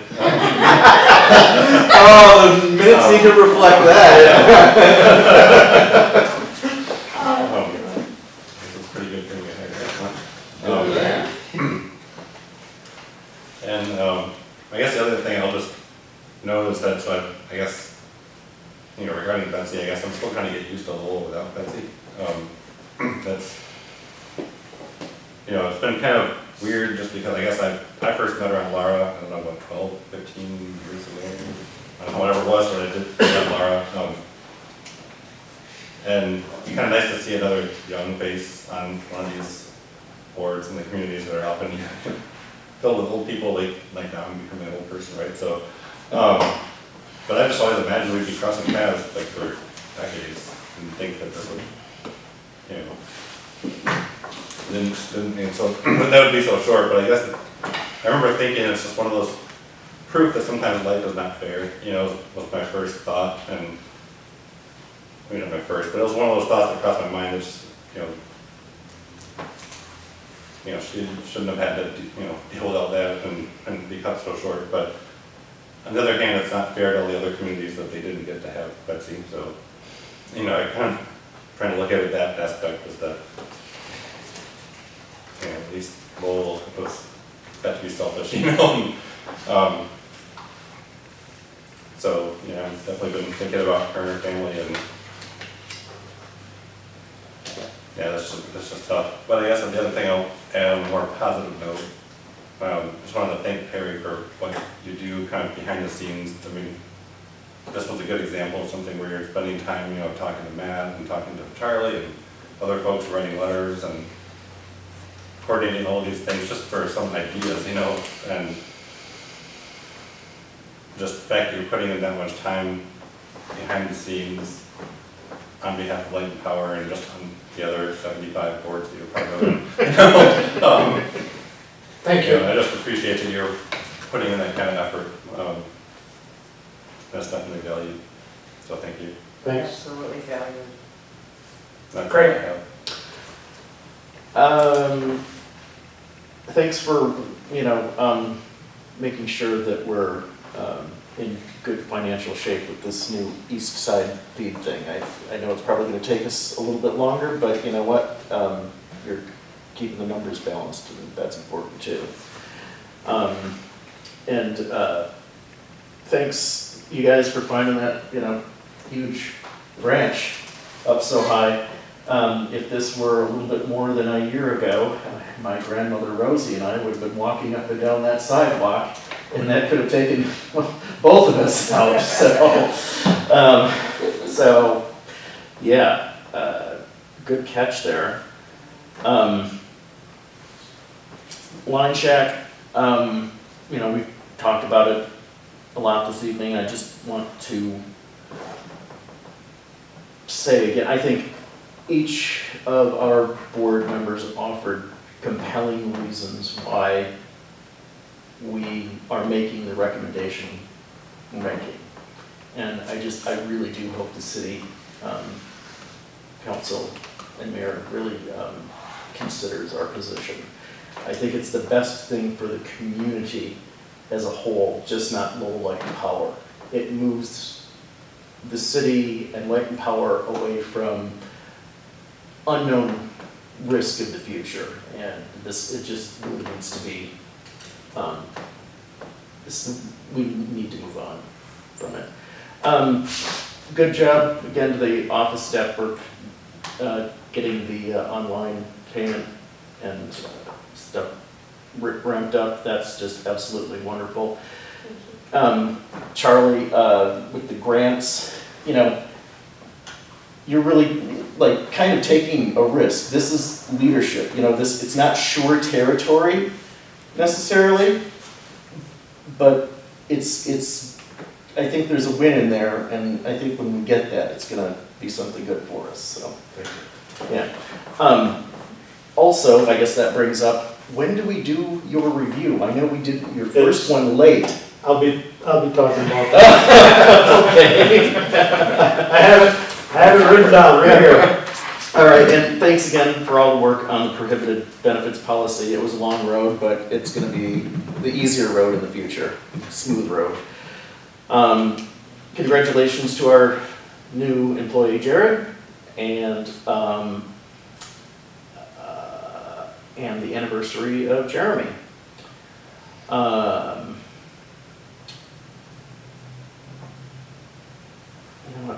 leave that for It's another only time. 9:00, we Yep. got a few more hours that we can be here. Yeah. I want you to know, I wasn't here at the last meeting, and you guys said, took it to the max. So, this coming weekend also will be Fowlsburg Fall Arts Festival put on by Yes. Lowell Arts. We'll be there again for our 50-something year up on the south side of the porch. This year we'll be giving away handmade pinwheels to the kid, old-fashioned style ones. Yeah. Very cool. So the first 50 on Saturday and the first 50 that come up on Sunday, kids are kids at heart that want to pinwheel, we've got them. And also offering my condolences to, everybody that lost Betsy. I mean, we all lost her. She and I went to school together. We're basically the same age. We graduated together. Every nice thing that is said about her is consistent with what I experienced with her in high school. I left the community for basically 27 years, 5 in Grand Rapids, 22 in San Francisco. So I missed out on a lot of being present for Betsy's accomplishments. And,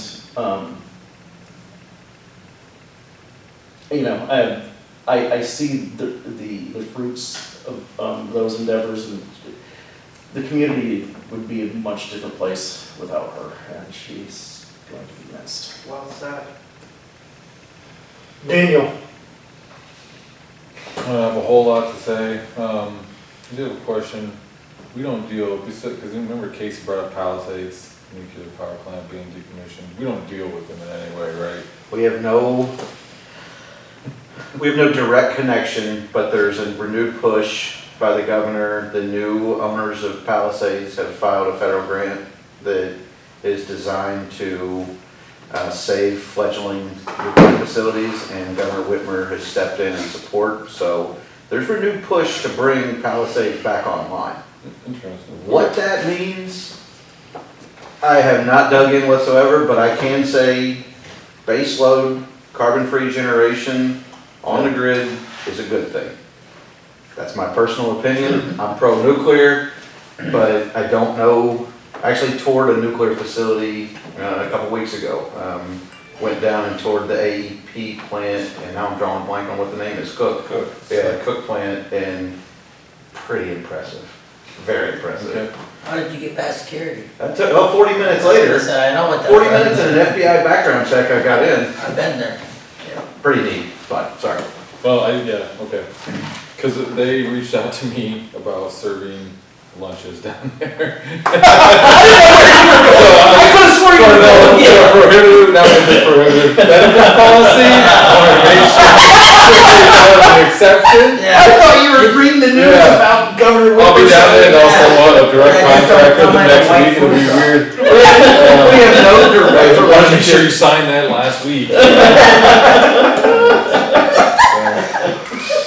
That's fantastic. I did wonder if we did. No, we have- I didn't think no- we had anything to do with it, We have no nuclear in our Yeah. generation but portfolio. I'm sure we've taken some of their electrons and distributed them around the city, but Oh, I'm sure. nothing more than that. That's all I got. Jim, I'm good, Barry, but thanks. okay, first thing that you had mentioned, Craig, yes, and this is where I failed, because we should have done it back in July, but, again, looking at it, we didn't do it till November, so. Anyway, evaluation of the general manager, I'm planning on putting that on the agenda for next month. I'll be sending out some evaluation forms to key employees, like we did last year. I think it's important to get, we all have relationships with the general managers, and some are different than others, and being the chairman, probably have a little bit more. But I've always felt it important to hear from key employees, things that they like, things that they see that could be improved or whatever. With that, it will be up to the general manager whether we go into closed session or not.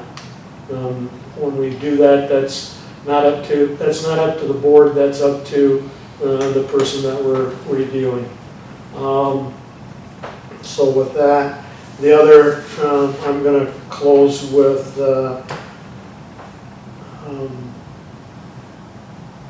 Betsy and Matt.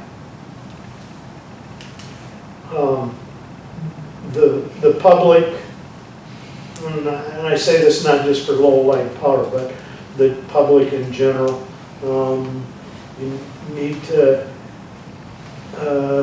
keep Matt in your thoughts and prayers, and you know, because it's going to be tough, but you know, think of inviting him to dinner. He's going to need Lowell's support days from now, weeks from now, years from now. So keep him in your thoughts. And to the public, if you really want to honor Betsy,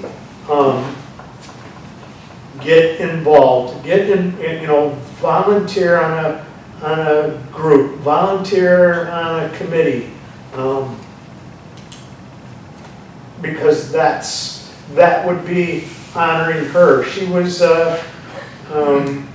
know, I've been on a lot of community things and speak up, not always highly, but speak out. Betsy had a cool way of welcoming everybody, and to honor her, I would just say you can honor her by getting involved, volunteering, being on a committee in this community. And she did a lot of things behind the scenes that probably a lot of the public never saw. But again, honor her. And I would entertain a motion to adjourn. I'll motion to adjourn at 9:07. And I'll support. it's been moved and supported. Any further discussion? Hearing none. All those in favor signify by saying aye. Aye. Opposed? Can stay here. Meeting adjourned.